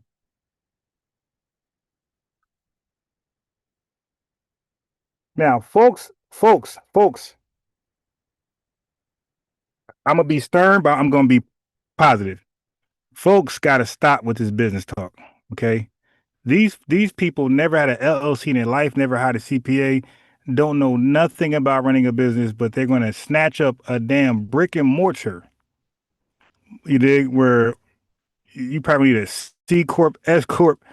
You ain't even an LLC member, single member. You're not even a sole proprietor. You dig? And you want to snatch up a brick and mortar? Like, we got to be realistic, man. There's a reason why that business, whatever business they talking about, there's a reason why they failing. You need to research why the business is failing, not just snatch it up. Oh, look, it's available. No, sometimes they're in a super bad location. Sometimes the demographic who was there supporting it moved out. You know, that's the whole point of that. The whole topic of gerrymandering. When a population moves out, goes somewhere else, and votes there, and then the new parties and elected, and they start gerrymandering, redistricting, rerouting and stuff, rewriting districts, redrawing the lines. So you need to know why a business is failing or failed. You need to know if this is a good spot. You got to do some analytics. You don't just say, "Oh, look, there's a business started," and that's why most businesses go out of business, especially coming from our lineage. Right, the business don't last long at all. Okay, then we got to stop doing the typical businesses, right? You want a business, it got to be something lucrative. It got to be a demand for it, my guy. You don't just say, "Hey, I got a, fixer computer store here. Come bring." No, it's not how that works, man. Like, people got warranties. People want to go to Windows or wherever you did, Apple store. That's not how that works. So your business, it got to be a demand for it. People got to like. There's a lot to go into that, right? That you got to prove that this is a great decision, right? Where it's not a complete loss. You're not going to lose money. So when he talks like that, I know that he ain't one of the ones who gonna get that business popping, bro. What business? What do you want to do? What are you good at? You just can't open up. You got to be good at something. You can't open up a computer fixer shop. You never fixed a computer in your life. So remember, at one point it was the farm. Yo, we need to get farms. Yo, we need to feed ourselves and not no. People talking that back in the '80s with the Nation of Islam. Back in the '70s and '80s, ain't got one farm. Like, dude, everybody's going to ShopRite. Everybody's going to Kroger's and Wegmans, my guy. Nobody's trying to farm. That's some hard. That sounds yeah. Grow your own food. Listen, you don't even got a garden at your house, but you're gonna farm 30 acres. Like, stop it. Like, at some point, we gotta stop listening to stuff like this. Like, dude, just hang up. You like, land your plane, hang up with. Hey, come on, like, stop. That's not how that works. You don't just let's start a business and then you start any old rinky dink business and you flop too. people start business in hopes that it become, large corporate building, or you could franchise. You dig? You have a whole bunch of franchise. You don't just. I can't stand listening to stuff like that. That's why when people come out, if y'all notice who you guys been with me for a long time, y'all notice when people come to my panel talking that, we gotta just open up. You see, I give them heavy scrutiny. Okay, what about this? What about that? What about that? They be stuck. Oh yeah, oh yeah. Like, dude, get up out of here. Because to me, that come off as scamming flags. Yeah, we should. What you mean we? We who? You don't know me. I don't know you. I could be. You know what I mean? You. And that's the problem. Linking up with scammers like Polite. You dig, like 19Zs and these guys and Umars of the world. And Marquette Devon Burton. You hang out with these guys who fake rich. And you dig, you over, yeah, nah. Don't fall for that, family. I rap a little bit. You know what I'm saying? So just check me out. You know what I mean? Look, I got a better solution. How about you start the business? It's already in your name. And then you say, hey, then you call in Tariq Nasheed and say, hey, man, I started this business. It's in my city. It was a failing business. I picked it up. I got loans and I'm struggling a little bit, but it's a great business if the money is right to get certain things done. I'm looking for soft investors. I'll give you such and such percentage in the company. You have your lawyer look over the paperwork. That sounds better because you already got it in the works. And you're like, hey, Black Americans, I want to extend this to you. Like, you can be a multi-member or part owner, and here's a percentage you're gonna get, but you get it after this. It's terms and conditions. How you don't get paid first, you get paid last, like everybody else.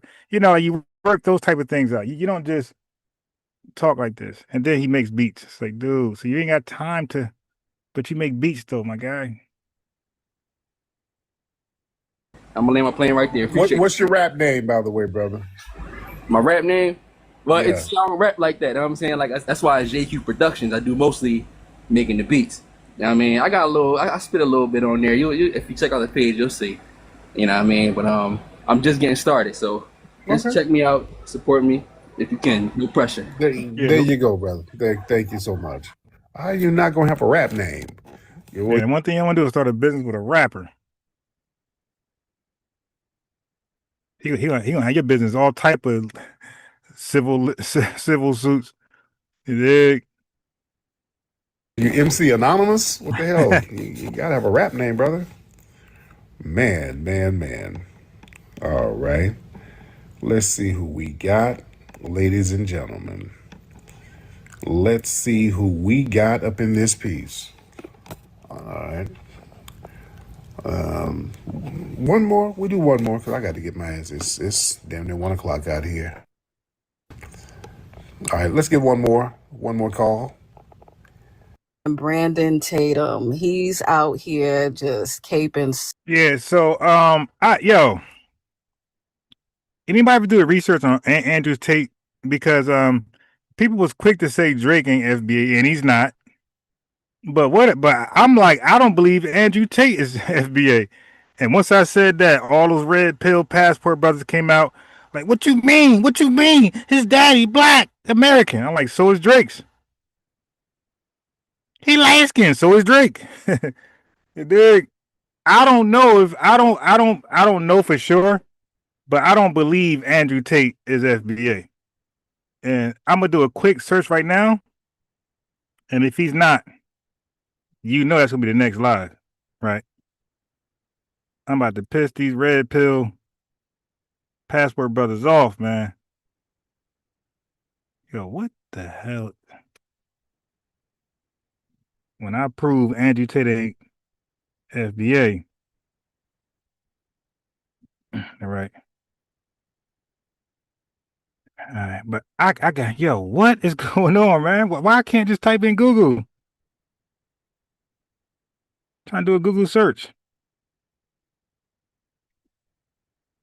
I want to know if Andrew Tate is really.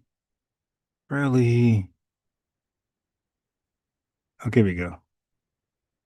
Andrew Tate.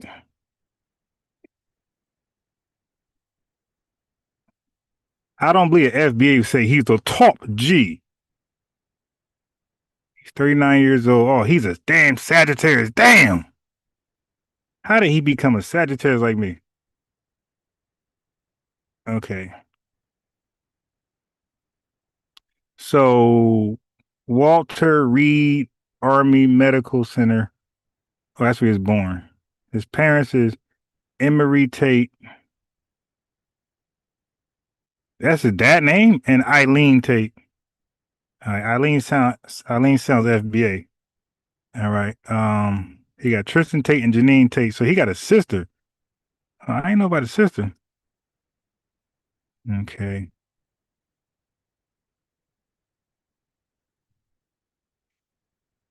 All right, hold on. All right, so his mom, oh, it ain't FBA. His mom is straight Caucasian. All right, straight up and down. All right, let me see. So his dad was a professional chess player. His dad is born in Chicago, Illinois. All right. Emery Andrew Tate Jr. was an American chess player who held the Okay, so his dad was nice in chess. I thought he was capping.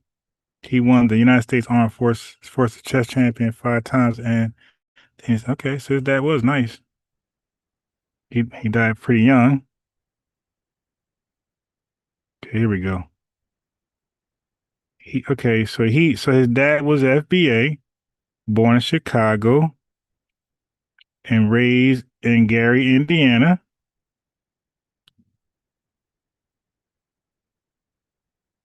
Okay, so his grandfather was an attorney, so like his background was pretty good. All right, so now I need to know about Andrew Tate now. Okay. All right, so his dad's FBA, but that don't mean he ain't safe just yet. All my red pill friends and brothers. Okay, so he was born in the United States. All right. So it's looking like he is yeah, do you know he do you know he called his name he named himself Cobra Tate. Yeah, he named himself Cobra Tate. That is so ASS, yo. Alright. So it looks like he is FBA. Okay.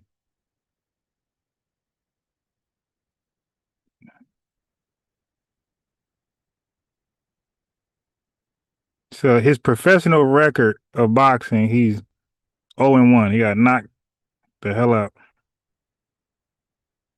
But his kickboxing record is pretty good. Yeah, so the dude was a good fighter. I don't know why he okay, so he did build a webcam scornography business, you know, with the P, when women are unclothed business before gaining notoriety for promoting various highly okay, I knew it.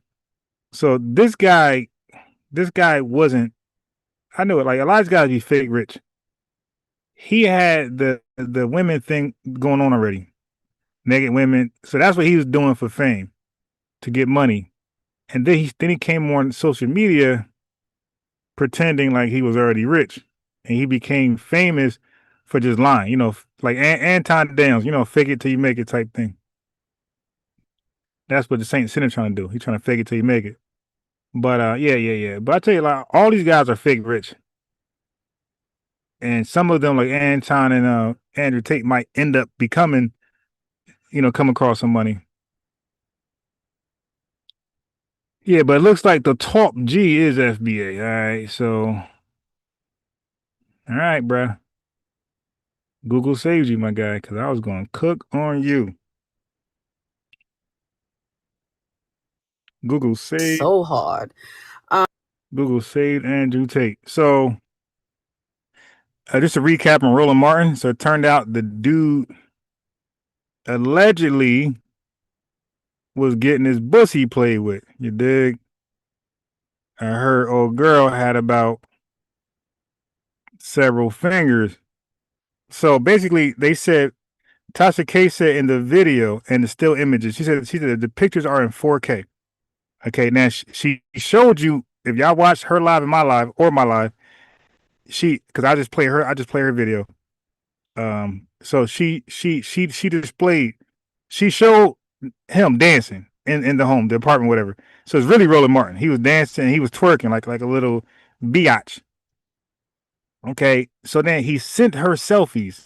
He sent her a picture being in like a money thong or fatigue thong, some ridiculous picture. But she said his face, everything was in the picture. Okay, so she said most likely he was a square being played by a real one, a woman who about that paper. You dig? So she had him send a selfie. She must have whipped him real good. She must have cat whipped him. So she had him send a selfie, lying how sexy she think he is and how he put it down so good. So she had him send a selfie of him in the picture with a thong, like some ridiculous stuff. So there's no way out of this, right? That's why when Tasha K says lawyers admitted it was him. So she said that he was seated in position as though he was giving birth, like that type of stance. And she was, legs cocked up, and she said the woman had about 3-4 fingers in him and just going to work, bussy popping him. And he was just like, he wasn't like in pain, nothing. He was just like, keep it up, like, go deeper type, you dig? Yeah. So that was his normal. Tasha K said she don't believe he ever really gave it to her. She believed it doesn't work. That's why it doesn't work. So to get satisfaction, he decided to try his pussy. And he likes it. Said most likely his wife ain't want to do it. So his wife's a pastor. Nobody knew about that.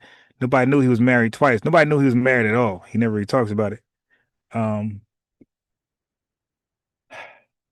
But anyway, a whole bunch of fingers in him while he's in his bussy popping on, butt breaking on. You dig? And yeah, man. He tried to save face and say that he was being blackmailed, things like that.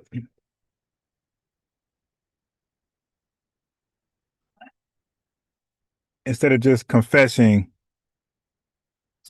the real, you into that. Like you got a hankering for pussy.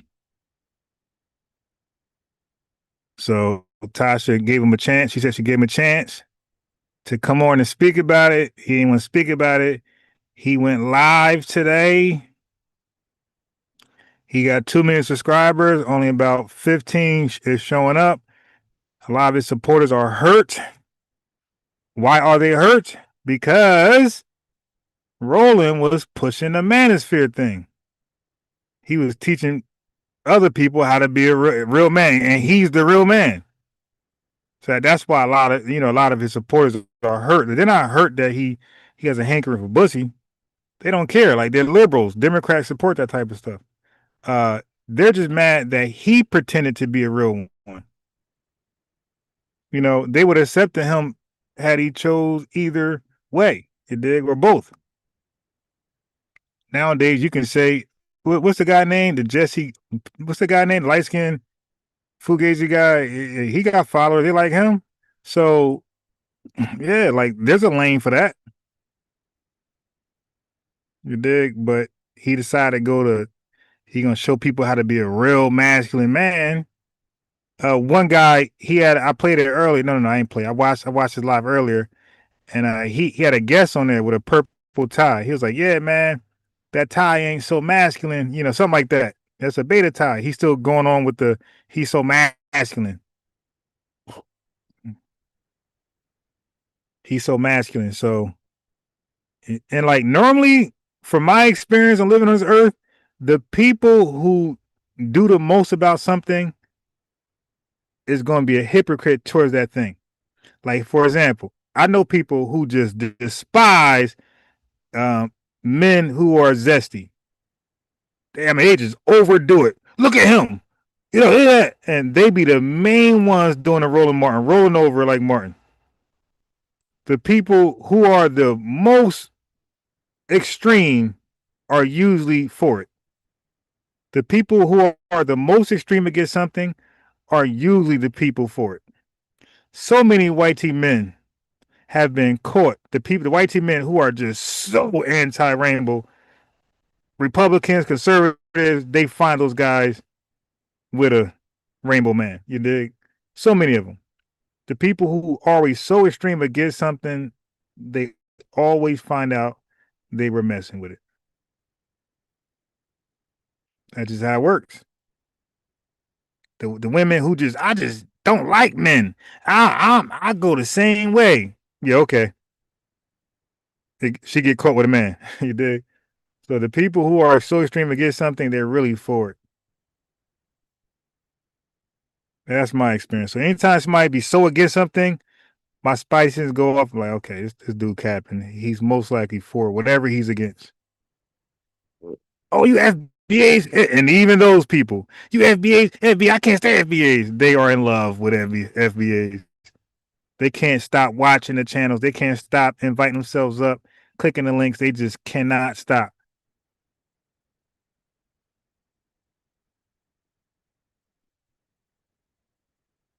Yeah, so Roland Martin allegedly had about 3-4 fingers in him at one time, and he just biting his lip.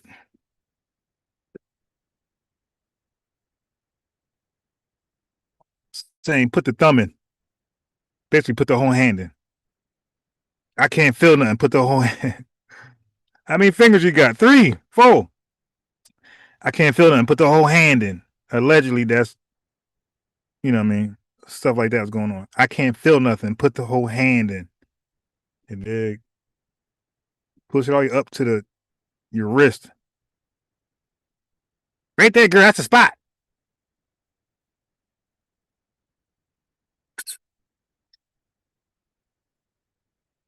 Yeah, man.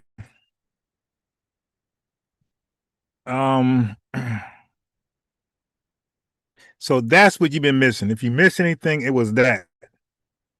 You missed that. So it's on Tasha K live. She got it's like literally exactly 2 hours long.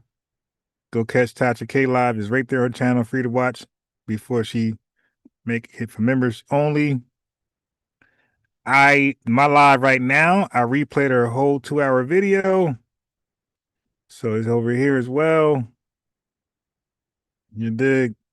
Rewind it. She had Flacco come on. I thought that was a bad look. I think Flacco ruined her show. I think she was doing good until the guy came on. Like he started over talking her. Like he didn't know when to like talk. She's talking, he just cutting in. Like, dude, he all hyper and on his medication, whatever he's on. It made him like hyper. So he's like talking over her. So she like, go ahead. She don't want to keep talking. Like, that's her guess. But like he made the show like kind of awkward. He was using bad analogies and he made the show corny. Flacco's corny. I don't know why Tasha K decided to invite Flacco. Out of all people, Flacco like, yo, people don't really rock with Flacco like that.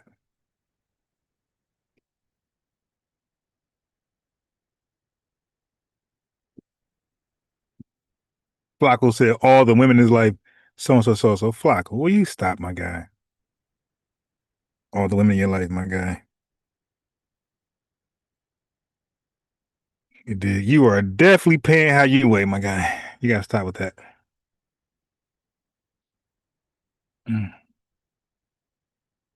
But news.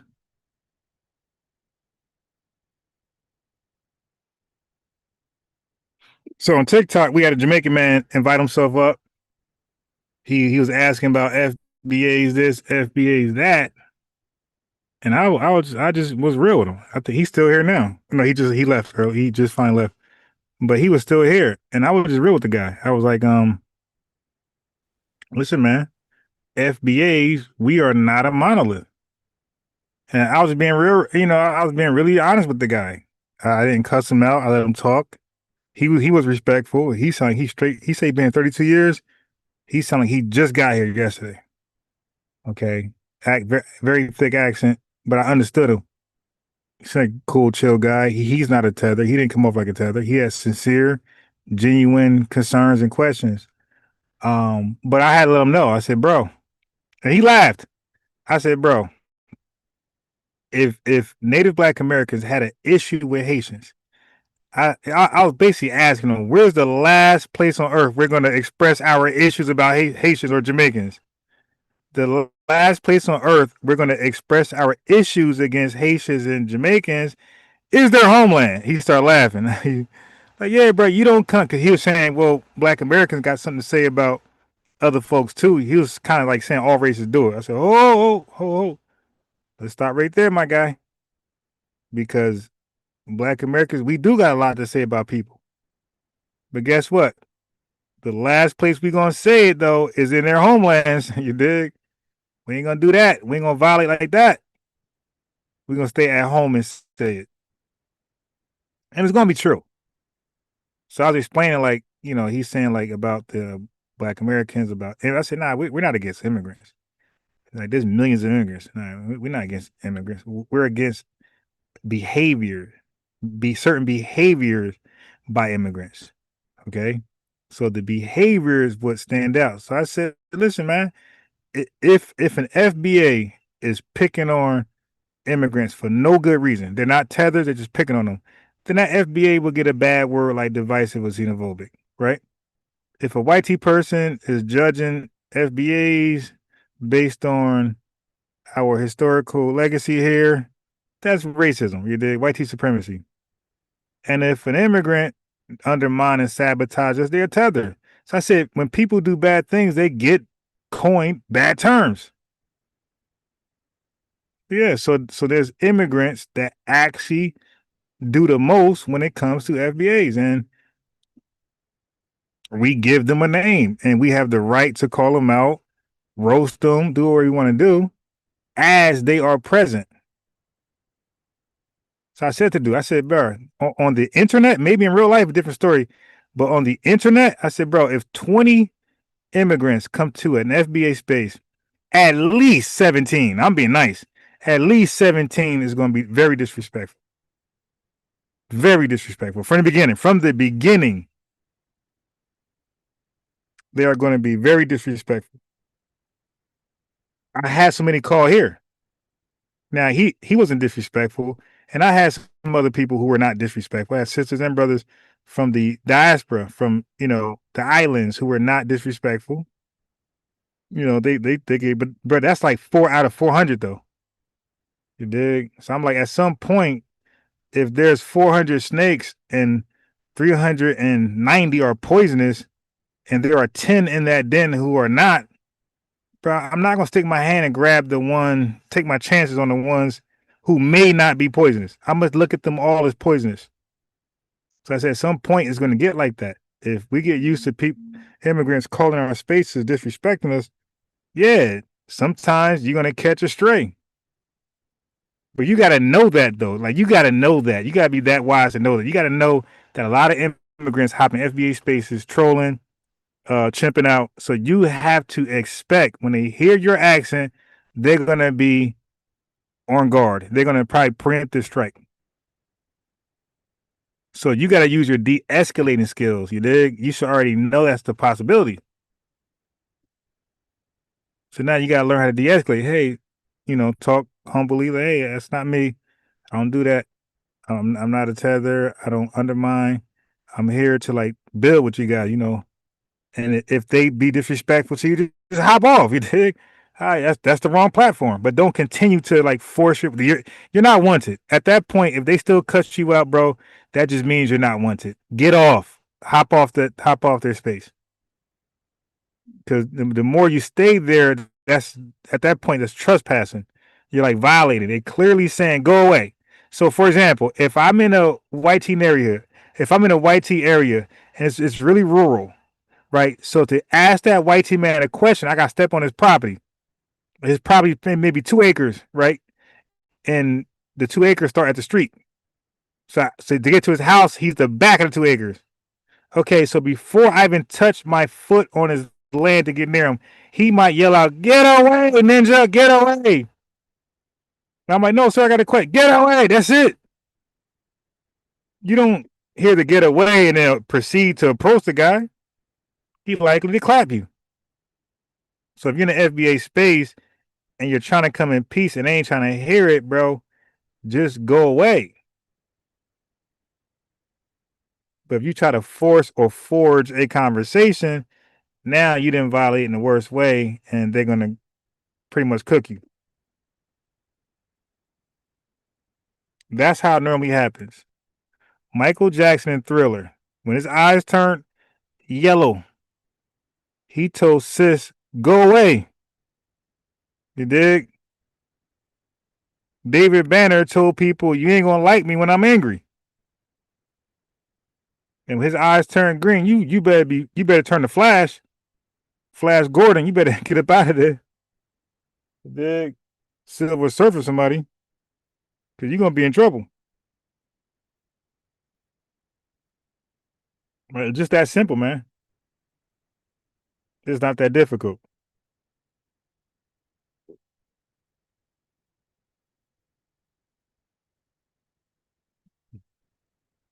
Hey, family, I'm sorry, but I got something to say in a second. Because we be gaslit. Like, people be gaslighting us.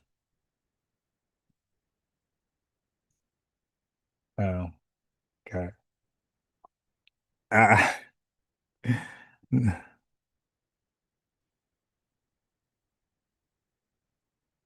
Okay. Listen. Yeah, a lot of stats that they read off comparing us to other people, like, negatively, believe me, they are not considering these immigrants at all. I'm trying to tell you. Those who live like New Jersey, New York, there's no doubt. I'm trying to be respectful and let her. Okay. There's no doubt that the Hispanics, they are the most obese people in the country. And second to them are Indians from India. There's no way black people are more overweight than a Hispanic person and an Indian. Okay, I'm around both of them all day long. Damn near all of them are obese. So when I be hearing these stats, black women, nah. I'm like, that's impossible. Like, so they must got the immigrants they must got them in a different category, like maybe the immigrant category. But if they were to like compare immigrants' obesity to ours and Indian obesity, nah, they all are obese. All they do is eat McDonald's, Burger King, Popeyes, Dunkin'. I mean, they be at Dunkin' Donuts eating like full meals.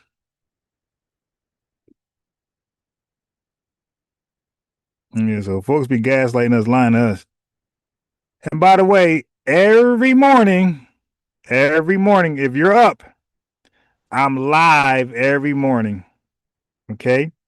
In between 5 and 5:15 a.m. The latest is 5:30. Every morning, weekdays. Okay? Weekdays, TikTokers, they be more aggressive. They call in and we be getting it in. You dig? If y'all want to hear it back and forth and myself educate some folks, some immigrants who got something against us, you are missing the action. And by the way, this morning when I was live, I went to Wawa to buy some coffee. Yeah, they charged me. I looked at my thing, bro. At work, they charged my thing 4 times. So I'm gonna go there tomorrow morning, making a coffee, not expecting to pay for it. I'm gonna show them because the time is right there. I got charged at 5:24 a.m., 5:26 a.m. Same coffee. So I'm like, dude, I come here and buy one coffee forever. Okay. So I didn't buy 4 coffees. So 2 things. I'd rather just be able to get a free coffee until what, Thursday? Just when I come in the morning, you guys just make a note about me, whatever. I show you the coffee, and I go, and you check it off, or just put it back in my card. That's all. I can make a big deal out of it, but I'm definitely not taking no loss like that. No 4 charge loss. That ain't happening. They got cameras in there, and she had me go to every station. So somehow I believe like the computers were just down because once I got there, there's a Hispanic guy up front, and his wouldn't go through, and she was telling him his card don't work. So as he's saying that, I'm ringing my coffee up, but I'm listening because I'm very aware, right? I'm very aware. So to my surroundings, I'm listening to that to see what issue I might have. So I see him go to ATM, and I see her come back. I'm watching because I'm starting to have an issue. So I wanted to ask her a question. So he came back. So I heard him say, nah, I just checked my car. I got hella money on here. And he just trying to buy like a seltzer water. Like, there's no way I can't afford a seltzer water. He said something wrong. She's like, I can't help you because the cash register ain't reading your card. Like, what you want me to do? So when she said that, my card didn't go through. And I called her over there. And so when I tried my card the first time, it charged me. It just ain't go through, whatever you want to call it. So then she did some reset stuff, said do it again. I charged again. That's twice. And then we moved to the next self checkout. Charged, didn't work. They said, okay, come to the cashier. Her thing. I went around there, got charged again. So none of them worked. So she's like, okay, well, just go ahead. It's like, so I'm like, okay, I'll go ahead. I said, I'll pay for 2 tomorrow.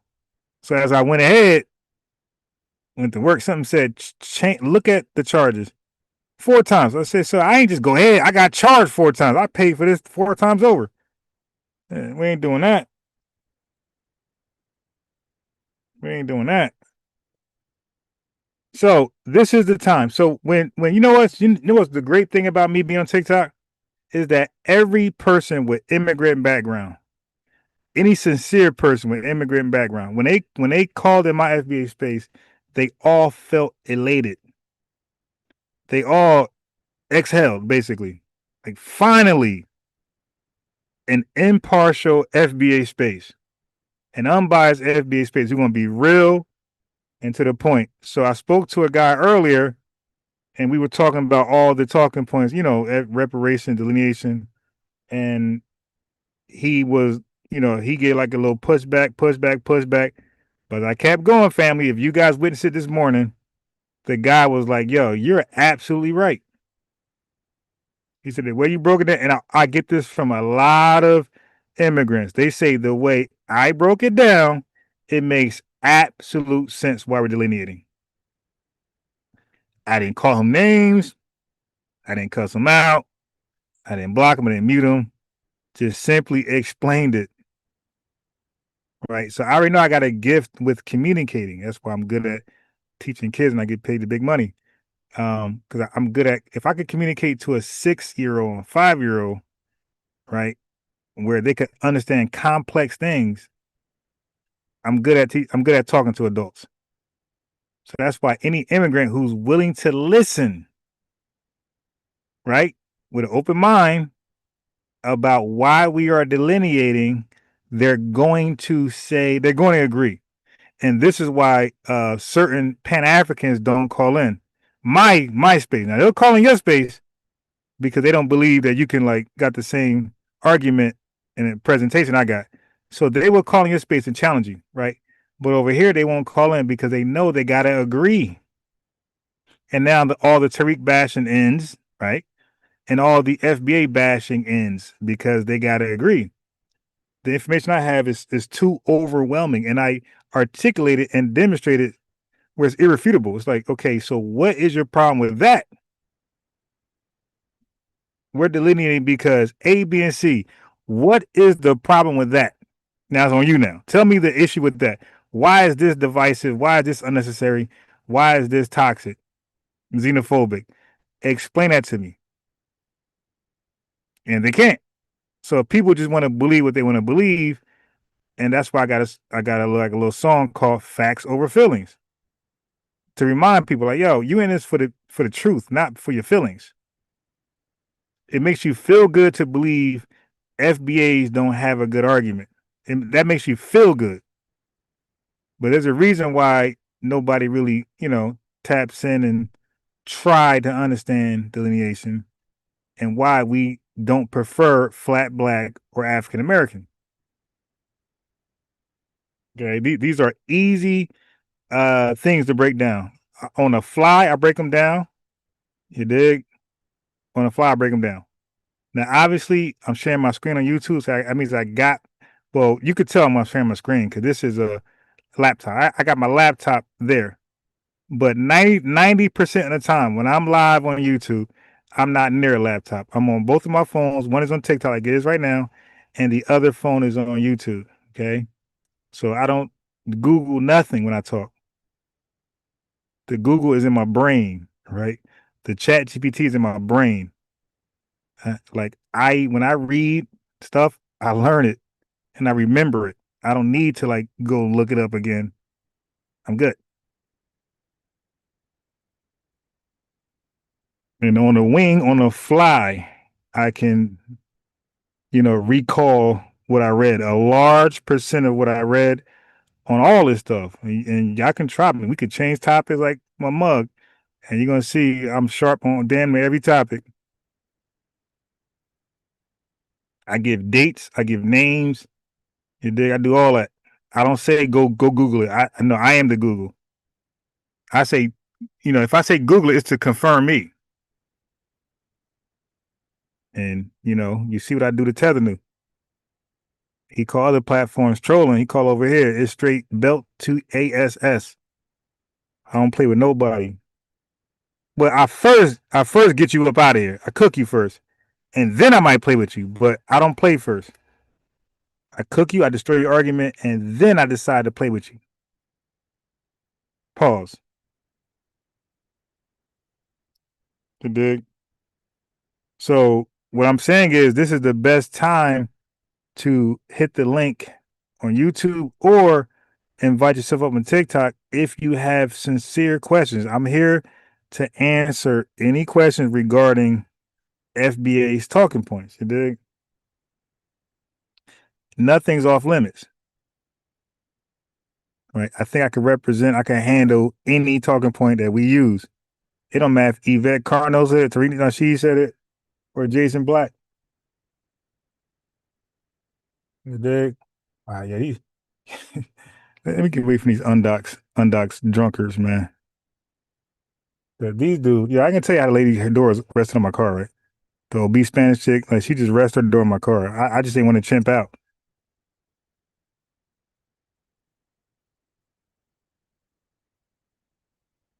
You dig? But this is my work car, so you know what I mean? I'm one of those guys. I'm like, as long as you ain't damage my car like that, knock my window. Now, if you knock my mirror off, you paying for that. But like I said, this is my work car. This ain't no BMW. This ain't no Mercedes. This is a work car. So if your kid open the door and open it too wide and knock me, it's like, okay, look, you good. Now, if you dent stuff, you paying for that. But if a kid open the door and smack me, if they smack this car, you good. I ain't gonna chimp out on you.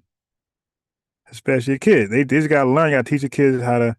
Now her kid was respectful. Her kid was like 12 and he seen me and he was considerate. He seen me. Like he made sure he seen me. He held the door. The mom didn't give a damn. So I'm like, I could chimp out, act a fool. It ain't gonna change nothing. Dig?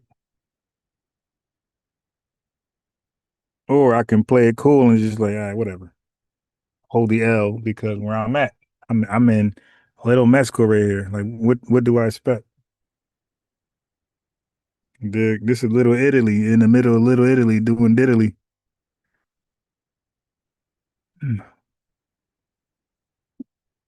Yeah, but I'm very logical. I'm very sensible.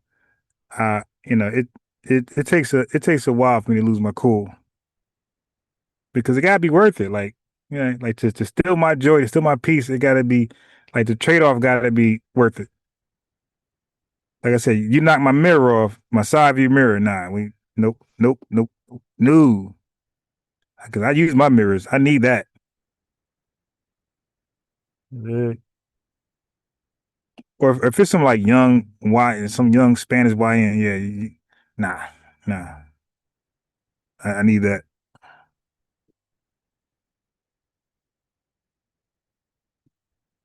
You feel me?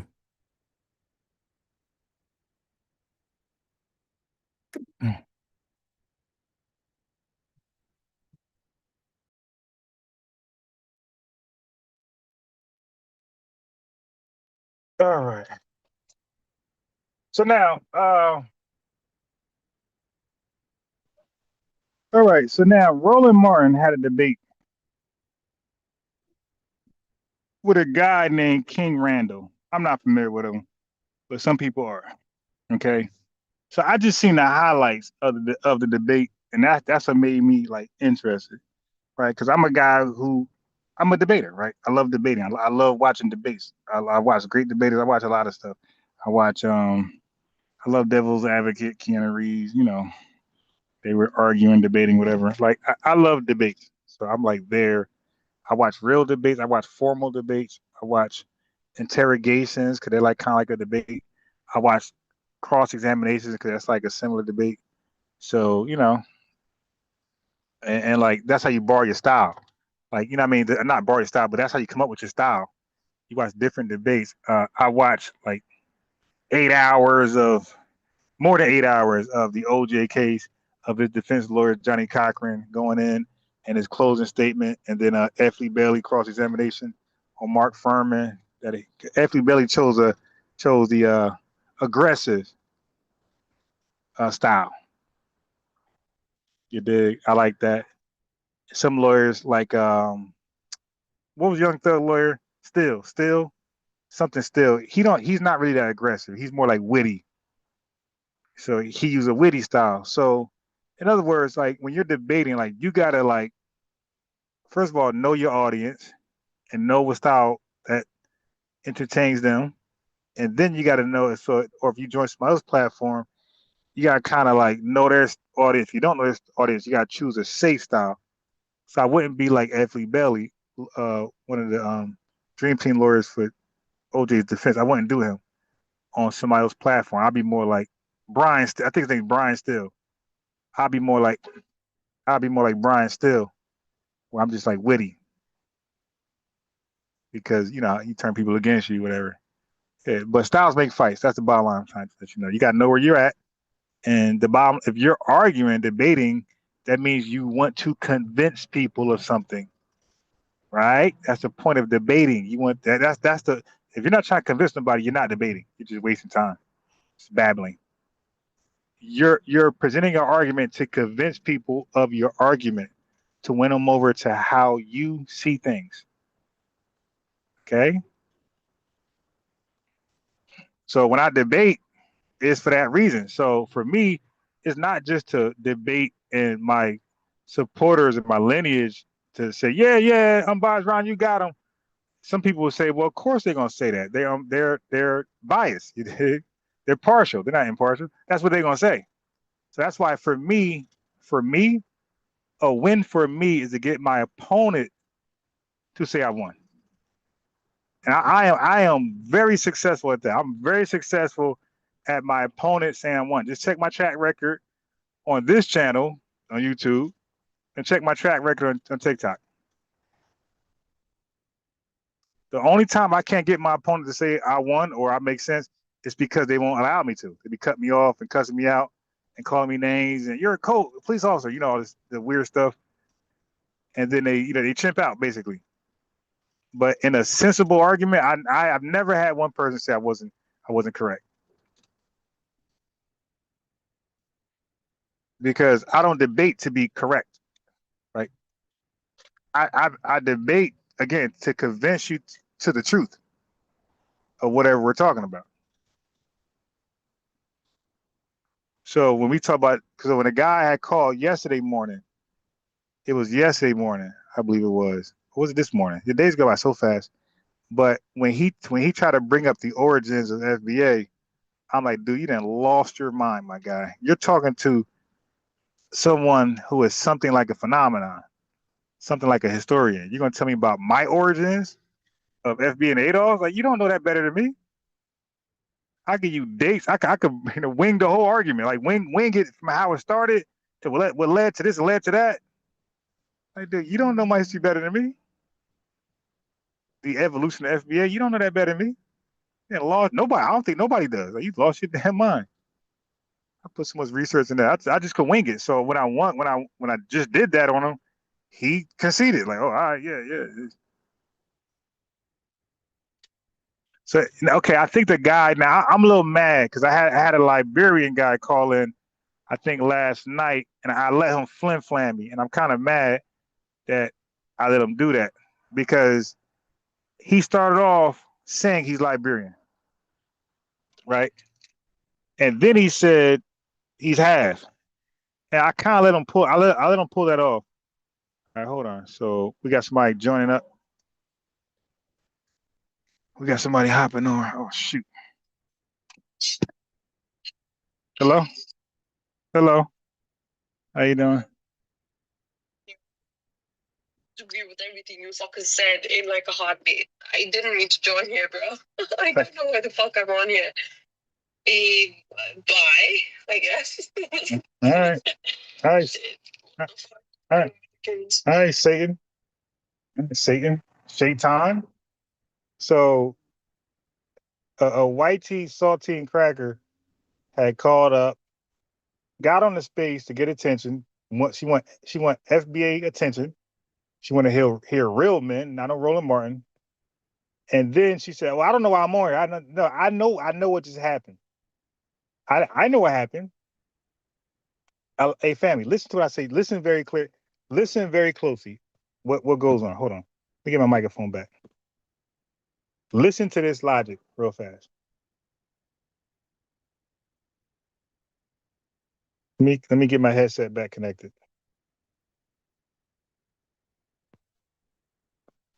All right. So now I had already explained this. What she just expressed is typical, right? People want to believe, right? A lie. They want to believe that we don't make sense. I'm saying people who use a delineated term to identify with, right? Us, the freedmen, Solon, FBA Adolf, Native Black Americans. Okay, what happens is people want to believe a lie that we're not educated, we don't read, we're just cult members, we belong to an echo chamber, we're just Tariqalites, we just Tariq Shidians and all that type of stuff. They want to believe that lie. So when they actually come on and talk to us, the lie gets debunked immediately. Because not only are we readers and studiers and intellectuals, but they can't hang with us. You dig? So like they prove the opposite. They prove that we are way more educated than them. So I call it EIC, ethnic inferiority complex. White people have it, and a lot of foreigners have it. When they come around somebody of the lineage, and we are cool, calm, beautiful, whatever we got going on that they can't take away from us, it bothers them and make them have an inferiority complex. So when an FBA is full of themselves, cocky, conceited, they get intimidated. They have ethnic inferiority complex, EIC. That's what happened with her. She knew that she had nothing to say against the lineage. She started cursing. It's like, I was going to tolerate that. But she knew she had to bear witness to an FBA man who is more smarter than her. So I would knock down that fantasy that somehow they're more superior. And that's the real reason why they chimp out when they call in. Because if we are so silly, if we are so remedial, then you guys should be.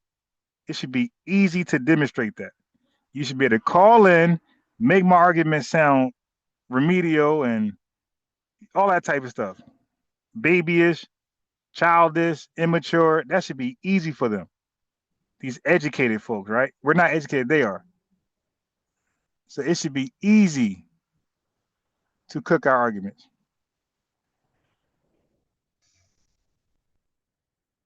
But they do. So I was on a panel yesterday. I was on a panel yesterday on TikTok. So one guy called in. I forgot where he's from, Africa somewhere, and he was pretending that somehow, like, oh, the argument was so crazy. I just got to play it, you dig, so y'all can hear it. But the argument was like ridiculous, and they were trying to talk to him, and he was behaving like her. He's cutting them off. He's changing the topic. He's very aggressive for no reason. He didn't call really to like dialogue and have a cool, calm conversation. He called in to do what she did, just chimp out. And whitey people are the kings and queens. They're the kings and queens of chimping out. Nobody has ever chimped out more than before whitey people. So two things. Nobody has ever chimped out before whitey people, and nobody ever chimped out more than whitey people, and as long as whitey people. So that's why I use the word chimping out, because chimping out was a phrase that was originally describing whitey people from whitey people. Okay, so whitey people called themselves chimps about 3 centuries ago. Okay, long before they try to redirect that towards us. They called themselves, I'm talking about all over Europe. All over Europe, as they beat each other up. Remember, white people went to war with each other all the time. You know, from what 43 BCE all the way to like what World War II. Like they despise each other, and they called each other literally monkeys. They call each other monkeys all across Europe. Name the country, they call another country, another European country, monkeys. And all the way to Charles Darwin with his evolution theory. They called him a monkey. Anybody who agreed with him, they call him the monkey people. So this is a term they always apply to themselves exclusively. Right? So I know the origin of the word. That's why I can use it. Because nobody's going to fake control the narrative and act like that's for us. No, it's not. That's for y'all. That's y'all action that you guys put on each other. Like, we got words for each other. We say coon, sambo, king, God, brother, sister. We got words for each other, positive and negative, and they had words for they had words for themselves, positive and negative, and chimping out monkey talk was one of them. We ain't never addressed each other as monkeys, but they did. I'm talking about all of Europe. And they were warring all the way, I'm talking about 3 centuries. So when I say words, I know what I'm saying, and I know the origin and etymology of these words. So careful challenging me. So when I say I'm a native Black American, I know exactly what I'm saying. Okay, and I say it with super emphasis. I'm trying to bait somebody to click that link or invite themselves up and challenge me on native Black Americans, so I can, use you as an example. I'm gonna use you as a whiteboard. You dig? You will become the whiteboard. The lesson will be on you. You dig? To me, Native and Black American is the best term. And we don't even have to savor that by name. The acronym don't matter, because that's what we are. So no matter what you call yourself, you're Native Black American, and that's who you are. That's how you were born. That's your ethnogenesis. There's no way to get around that. So now you can call yourself that, or you don't have to, but that's who you are. So when I talk, I like to say Native Black American, because that to me, that's the best identifier of who we are. I think that comes with no debate. People like to debate foundational, Adolf, Freeman, and all these other terms. Native Black American, nobody debates that. That's so simple. It's so clearly understood. When you say the word native, no foreigner can ever say they're native. Now, foreigners can say, hey, man, we helped establish America. We was in the steel mills, true. The Chinese people could say, hey, we were building railroad tracks westward, true. You dig? Some other foreigners, some British and Germans could say, hey, we were in the coal mines, true. You see? So we built the foundation, but they added to it. So, but we built the foundation. That's why they won't be foundational. Like nobody can be called foundational but us, but they can say they added to the foundation. You know, but what they cannot say is that they're native. Okay? Native and foreign are not they contradict each other. Native literally means you're not foreign. And foreign literally means you're not native. So when I talk, I know what words I'm using, and native is a tricky word for those who haven't studied it. You will find yourself lumped up. You come over here challenging me, you will find yourself lumped up. Dig? So every native Black American is foundational. Every native Black American is ADOS, and every native Black American was emancipated and 13th Amendment and 14th Amendment. You dig? So every native Black American went through all that. And they're ADOS. And they have a great soul that glows. So they're actually Solon too. That's who we are. So when Dr. Clark Anderson said Native Black American, he actually said the best term. And there is no confusion when you say Native Black American. Zero. Anybody can confuse you as nobody. Now they'll gaslight you. But how about this? How about explain this? Let me share my screen. So TikTokers, you ain't gonna be able to see it, but so TikTokers, go to my pictures, TikTokers, and you will see my my image of the form I filled out when I went to the dentist. You will see the form, okay? So I'm gonna share my screen on YouTube. So TikTokers, for you to see the form, you have to go to my TikTok uploads, my pictures, and go to you'll see a form. It might be the second newest picture. Got the order, but you'll see a form. So this is what I mean by nobody's confused when you say native. Okay, so now on YouTube, they're looking at the form. So as you can see, as I was filling out this form, I thought it was a typical form, right? I thought they're gonna ask you to raise, they're gonna want you to say Black African American and all this other stuff, and you just send it back to them. So as you can see, it said race, right? I checked Black, so you can physically see my screen on YouTube, and on TikTok you have to go to my images. Okay, so the first selection that's on my screen and on TikTok, it says, what is your race? It says select all that apply. So somehow you could be more than one race. All right, whatever. So I guess mulatto, right? So I selected Black. Okay. Now the next one, it says ethnicity. So I'm like, all right, because I'm in pain, by the way. So I'm like, all right, let me just, it says African descent, whatever. Like, you know what I mean? That's the option they got for us, whatever. I'm like, okay, so at this point, we ain't delineated yet. We ain't fully disaggregate. So we got to work on this. Maybe 2030.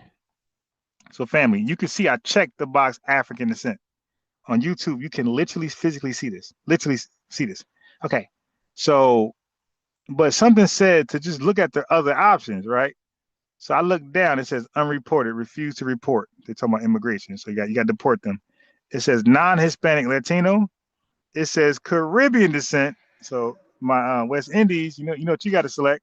And the Africans got to select African descent. And then it says has Hispanic Latino. So y'all know what y'all got to select. And family, as you can see on my screen, the very last option, it literally says native Black American descent. It does not say foundational. It does not say ADOS. It does not say freedmen. It does not say salon. This is a real form from a dentist. It says native Black American descent. So I'm not the only one who believes this is the best expression by name force. This is the best expressive name force. The dentist think the same thing. Think the same thing. The dentist thinks native Black American descent is the best way to identify us. So I took a picture, I uploaded it on YouTube. You dig it? It went kind of viral. You know what I mean? So there you go. So when I seen that, I crossed out African descent and I checked native Black American descent. Okay. Now, when I first seen native, I thought this was gonna try to like give it like a red Indian type of context. But when I seen Black, I promise you, family, I was like in pain like I'm like I can't even see. But when I seen native and Black in the same sentence, family, I'm like, I know I ain't just see that. You're like, am I in that much pain? I'm delusional. Am I seeing what I want to see, or am I seeing native NBA on a form? This is the fruition of delineation. So all that hard work that we did, there we go. So give yourself a round of applause. Give myself a like. The least you can do is like the video. You dig?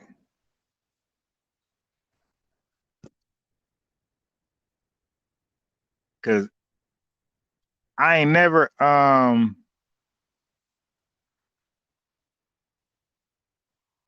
see a forum like that. So, and obviously by the likes I got, a lot of you guys didn't either. So I feel chosen. I feel blessed that I was the one who, exposed that folks are really listening. So that's something tethers are mad at. That's something white teeth supremacists are mad. Anybody who's against delineation, have them explain that. Thank you for the 1999 super chat, Sleek Bay. I just happened to look at the chat. So my fault, was looking earlier. Carlos Magnus, Oro, Shally Perkins, Democrats call Roland, Sweet Cheek Roland, Madman, Native Black descent should be changed to FBA. All right, okay. So here's the question, Madman. Are you a Native Black American? Because if you are, then it shouldn't be a problem. Okay, so I'm seeing some FBAs have an issue with this. And I'm saying to you, are you that? So like, okay, we got to make our mind up. Like you guys knew FBA was not going to be in the form, right? You knew that, right? And you also know we can't get reparations under FBA, right? Because the word black. Okay, the word black is there, and I don't even think we can get it under Native Black American because the word black. But, however, whether it could have said Foundation Black American, I'd have been happy. I would have been happy with ADOS, Freedman, or Salon. See, that's the difference between me and you guys. I would have been happy that with any of the 4 or 5 delineating words they would have chose, because that means delineation is working. You guys don't see that. So you guys like missed the mark. The mark is for this country to recognize and respect our delineation. They did. And this particular company did, this business, and it chose Native Black American. That should be a W. Folks shouldn't be complaining, well, I wanted this. It's like, well, guess what was there before this? It was African American, a flat race. They actually delineated, and the question is, are you a Native Black American? And I'm gonna answer for you, yes. Because if you say no, you're lost, because you don't understand. FBA comes behind NBA. I mean, yo, are y'all crazy? So I gotta play the video again where Tariq Nasheed was giving Dr. Clark Anderson his credit about Native Black American and saying that he got FBA literally from NBA. He just changed it. He said Dr. Clark Anderson inspired him to come up with FBA. F replaced the N. So Tariq Nasheed acknowledged himself as a native Black American. He acknowledged the lineage. He even said he used to say native Black Americans. So I'm like confused. Like, how do you say you're FBA and have a problem with NBA? And this is why folks don't call in. Because there's no way you can articulate why you're upset with NBA. It's impossible. That means you don't know why you're calling yourself FBA. Just like I had a guy who called in and couldn't explain delineation. So I understand, like, folks ain't there. And I'm not mad at y'all, man. It's funny, no pun intended. I'm not mad at you, man. But I understand why you don't get it. You didn't put that hard research in. Yeah. I think your name Seka. Seka said we are native, right? I don't understand. Like, I'm totally confused. I'm thinking any delineating term, us as a lineage would be happy, whether they chose Freedmen, Solon, ADOS, NBA, or FB. I'm thinking that's a W. The fact that delineation has worked, it's there. It made it. I got totally confused at people chimping out, pretending they're not a native Black American all of a sudden. I was like, wait, what? Yeah, I'm gonna need y'all to call in on that. Yeah, that's why I'd rather talk to people, because when people type stuff, sometimes that they type something and it comes off different than they intended. I do the same thing. I'll type something, I'll send it, and when I read it back, I'm like, wait a minute, that ain't what I meant. So I understand that can happen, but I'm just saying for the record, I don't know how it's possible you're a foundational Black American and you're not a native Black American. I just don't know how that's possible. But you can call in and tell me how that's possible. I'm open to that type of dialogue. If you don't believe you're a native Black American, but you're saying you're from the same lineage as myself, you should invite yourself up or click the link, because I gotta hear this. You dig? And let me get my popcorn and shades, because I need to be entertained. Because I'm sure none of you will be educating me. You'll be making me laugh and chuckle, trying to explain how the lineage is not native Black American. Now, whatever insecurities y'all have with the word native, y'all got to get over that. You dig? Maybe some people gas, maybe Pan-Africans was like, aha, you think you this, you think you that, and that bothered you because you had no real clapback. Well, now you got a clapback. You got me. You fine. Now, notice nobody noticed all these Pan-Africans who were getting y'all on calling yourself native and indigenous. Notice how they don't call up here. And I be sending, when they go live, family, these Pan-Africans be tagging me today. Go look at their lives, because you can see all the names they tag. Go to these Pan-African lives. You're going to see my name tagged in there. You're going to see Unbiased Ron or Blacks, News and Facts tagged in their live. They want me to listen to their live, but they will never invite me up, and they'll never invite themselves over here. But they need my validation. They want me to look at their live to see what's wrong with it. And I already cooked their lives before. I watched their lives and they gave me content. So my content was cooking and correcting their misinformation, bad lies. So I'm like, nah, so now they're using me to like be their publicist. You dig? To be their publicist. And you have, what's the one when you want to get a book? Publisher. Yeah. So like I see that. Is that the same thing? I see that they're like using me to be their free publicist, their free publisher, where I go over their video and I fact check it, and the part that's wrong, I point it out. Then they learn for free, right? At my expense of my time, and then they make another video purging out the lies, and now they got the video they wanted. So I'm like, all right, because they knew I would do a reaction cooking them. So I like these guys slick, yo. Like they getting free business from me. I'm cooking their video, pointing out the bad information, and then all they do is do the video over and don't add that bad information. I'm like, wait a minute, they just used me. Now I feel like I'm being exploited, blackmailed.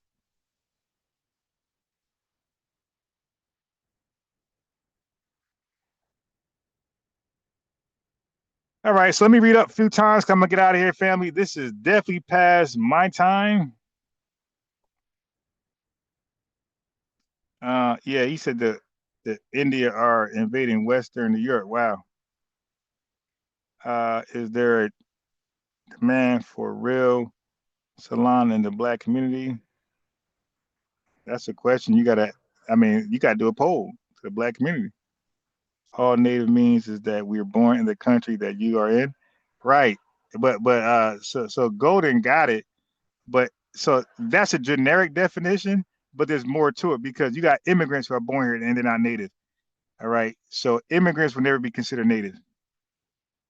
So even like the white people that were born here, like in the founding of the country, like they're considered native. Those early white people, the early Germans, the early Scottish, the early Scandinavians, the early French, the early British, like these folks are considered native, right? And so native means you don't have no other allegiance to another country.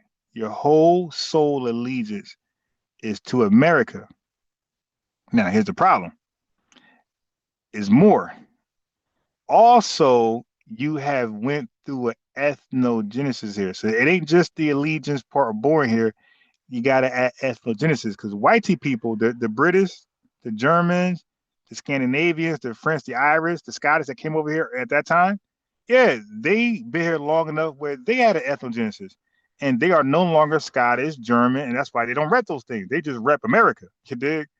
Whether it's Confederate or the Union, like they rep or Republican or Democrat, they just rep America. They got no energy for their ancestry.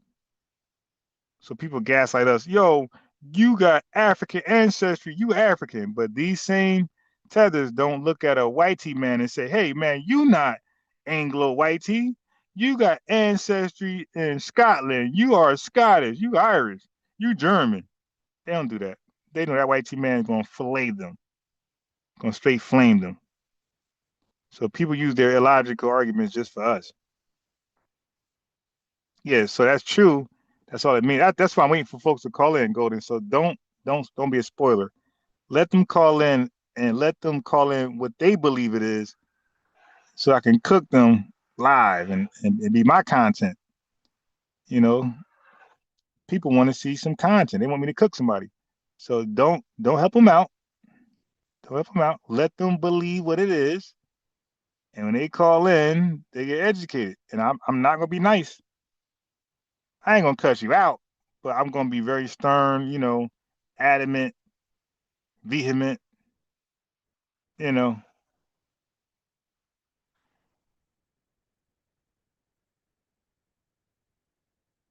Mhm.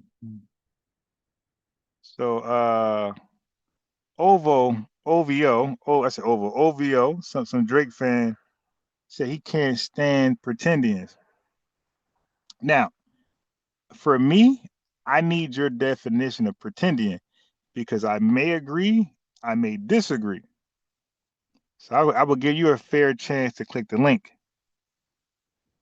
because depending upon what your definition is of a pretendian, I may agree because you do have some people claiming Indian and they just revise our history. They try to pretend things. So I call them a pretendian for a different reason. I don't call them a pretendian because they say they're Indian. I call them a pretendian because they pretend certain history never existed. Like for example, that same live I was on yesterday on TikTok, there's a pretendian lie that the free blacks were not former slaves. They were already here and they volunteered to go build up ACS, build up Liberia for the white T supremacist ACS. I mean, if y'all go with that lie, that means you guys are worse than the Moors. If the ACS is a bunch of white T supremacists. So when they established that colony in Liberia, they wanted to send us over there and that was their way to deny us citizenship, rights that a white man is bound to respect, reparations, you dig, all that stuff, acknowledgement. So they rather just dismiss us. So if you guys voluntarily went to Liberia to help the whitey man wash us out of history, that I don't know how you're better than a Moor. So if people say stuff and they don't even know what they're saying until they get in one of these spaces with me. It's like, yo, that makes no sense. And I already know they have not studied that portion of history. Now you guys know me and Tether knew 2 years ago or even longer was arguing this back and forth, back and forth, back and forth. So you guys know I know my Liberia, I know my ACS, I know my stuff. And I don't remember reading about some other folks going to Liberia from America who were not former slaves. But again, I'm open to hear the argument. Just invite yourself up, click the link, let me get my popcorn and shades so I can be entertained. Okay? Because all you're going to do is tell me a story for entertainment purposes only. That's all you're going to do. You're going to make up a new history. You're going to pretend your history you're going to pretend a new history on me. And I just want to be in the mood to laugh and chuckle. Because I would love to know, what are your resources? Like, let's Google your resources together on the fly. We get this from? Who? Where? And you know how I play. I want dates. I want names. Because when I say something to you guys on the fly, ask me for dates and names. I got you. And if I can't deliver it, then I gotta omit what I said. If I cannot give you guys dates and names, I gotta omit what I just said. I gotta concede. That's my rules. So I have a high standard even for myself. If I can't give you guys dates and names, then you gotta scratch whatever I said from the record, off the record. So I got a high standard for education and research and debating. You say it, you should be able to prove it and give dates. If you cannot do that, then stay in your lane.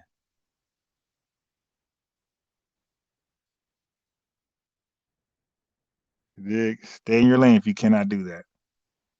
Because my favorite quote is that I came up with is, you're not ready.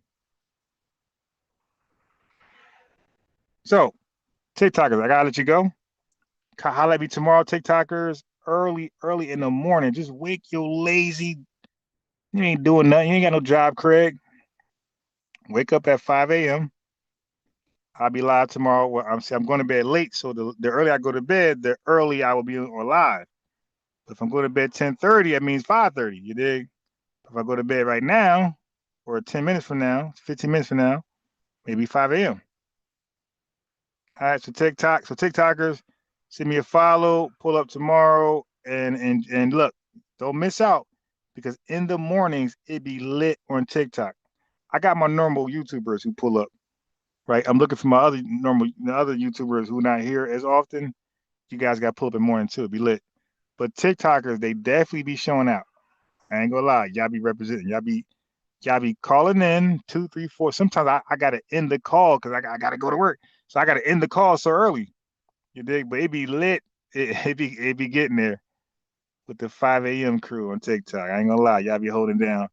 And my regulars on YouTube be holding down as well.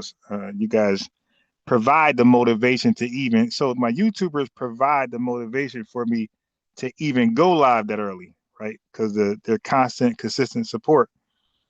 And then the TikTokers do their job because they give me the content I'm looking for, the dialogue, the engagement that I'm looking for, the back and forth. So it's a win-win for both. That's why I got 2 phones, go live on 2 phones. Hopefully, I don't owe too many bills. You dig? And I could buy a new TikTok phone. So I got a new YouTube phone. Now I gotta buy a new TikTok phone. This TikTok phone is janky and it's cracked, and it's a deterrent from going live on TikTok as much as I want to. So hopefully, when I check the bills and everything, I got a few pennies left over to buy a new Android for TikTok. All right. So peace to the TikTokers. 5 a.m. And to my regulars that pull up, man, you know I'm gonna see you tomorrow morning. And for those who don't know about the 5 a.m., it's lit. You dig? We have a ball. So pull up. See you guys 5 a.m. tomorrow. I gotta talk to that guy about the coffee. I'm gonna show him my phone. Hey, listen, man, I'm gonna show him the time because the times are there. That's why I love to use my Cash App to buy the coffee. So when you guys donate, by the way, the donate tag is $ unbiased Ron. And when you guys donate, you know, I typically buy coffee, maybe some chips, you dig, some blue chips. I love those. But you know, I buy my little Japanese sushi veggie roll. I buy the veggie rolls. I don't really buy the meat like that. But I don't like fake shrimp. I don't like fake crab. So if I do any meat, it'll be the tuna. It'd be the sushi tuna. But I rarely do that. So I normally go after the veggie stuff. I love the veggie stuff.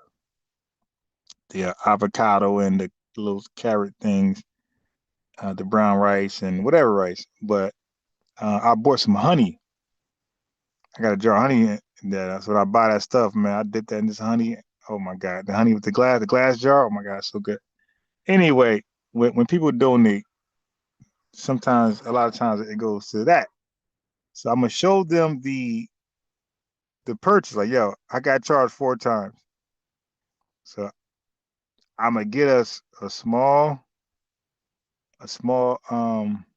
coffee. I got charged 4 times, so I expect to be good 4 times in the morning. You dig? So I'm gonna make sure I'm not getting a large coffee, no medium. I'm gonna grab a small. We good? 4 times? You need to talk to your manager, you need approval, what's going on? Or just put the money back on my card. Now, because I'm gonna come here anyway, I'm already charged. So I just can take it and it's charged already. So nobody's losing money, nobody's stealing, nobody's gaining nothing. It's already paid for. We could do it that way, or we can do it where you just put the money back on the card. You dig? It don't matter to me either way. You know what I'm saying? All right. Do you know what I'm saying?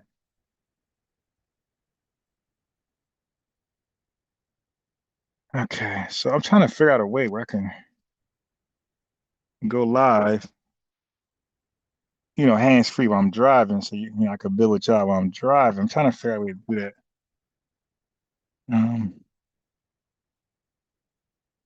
I just don't want to forget I'm live and be in my damn nose. You dig? When people be driving, I don't know why they think that's the best time to go upside their nose when they're driving. So I don't be driving, forget I'm live, forget the camera's on. I'm talking to y'all, and my finger just always in my nose, the same way that woman's fingers was in Roland Martin's bussy. She had 3, 4 fingers in there, and he had the nerve to ask her how many fingers in there. Like, he asked that in a way to say, ain't enough. He can't feel it. So she's like, damn, I got 3, 4 fingers in here. I will look, put the whole hand in. I can't feel it. She's like, the whole hand? You listen, put the whole, I can't feel it. Put the whole hand in. You heard me?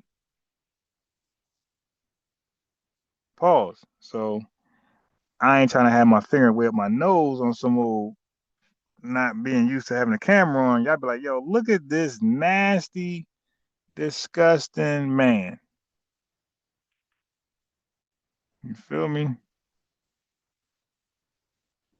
I'm just joking, but I'm serious though. I'm just kidding like Jason. You feel me?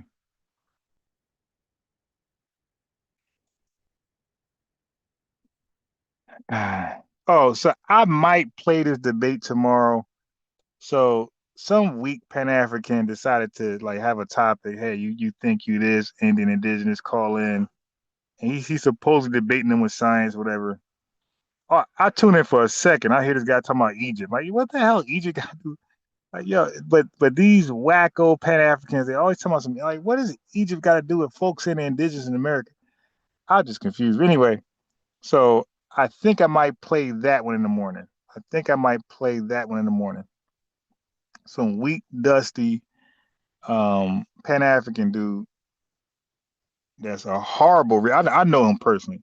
Horrible researcher.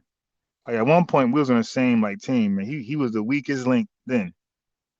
So it doesn't surprise me the weakest link now. He another one be tagging me to all his posts trying to get attention from me. And he had a couple of his goons calling before. Y'all remember what's the dude name?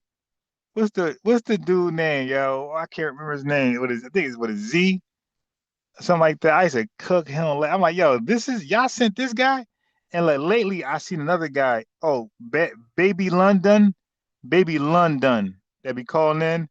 He's one of theirs too, because I went to one of their panels, right? Well, their channels. To what they have FB in the title. I'm listening, and I see Baby London in the chat. So family, what they're doing is they're sending their weaklings over here as like a test. I'm smacking them up, and they're trying to see like what I would say to certain things, so they can try to come up with a rebuttal. Like that's how much they fear me. They're sending their goons over here, and they're like R&D, research and development. They're like tracking what I say to him and what he say to me and what rebuttal I have, so they can do rebuttal my rebuttal. And I ain't worried about none of that. I ain't worried about nothing. Ninja ain't worried about nothing. Don't forget to like the video. You can donate. Cash at $Ron. Subscribe. Tap in with the 5 a.m.s. And sometimes I go live at about 3:30.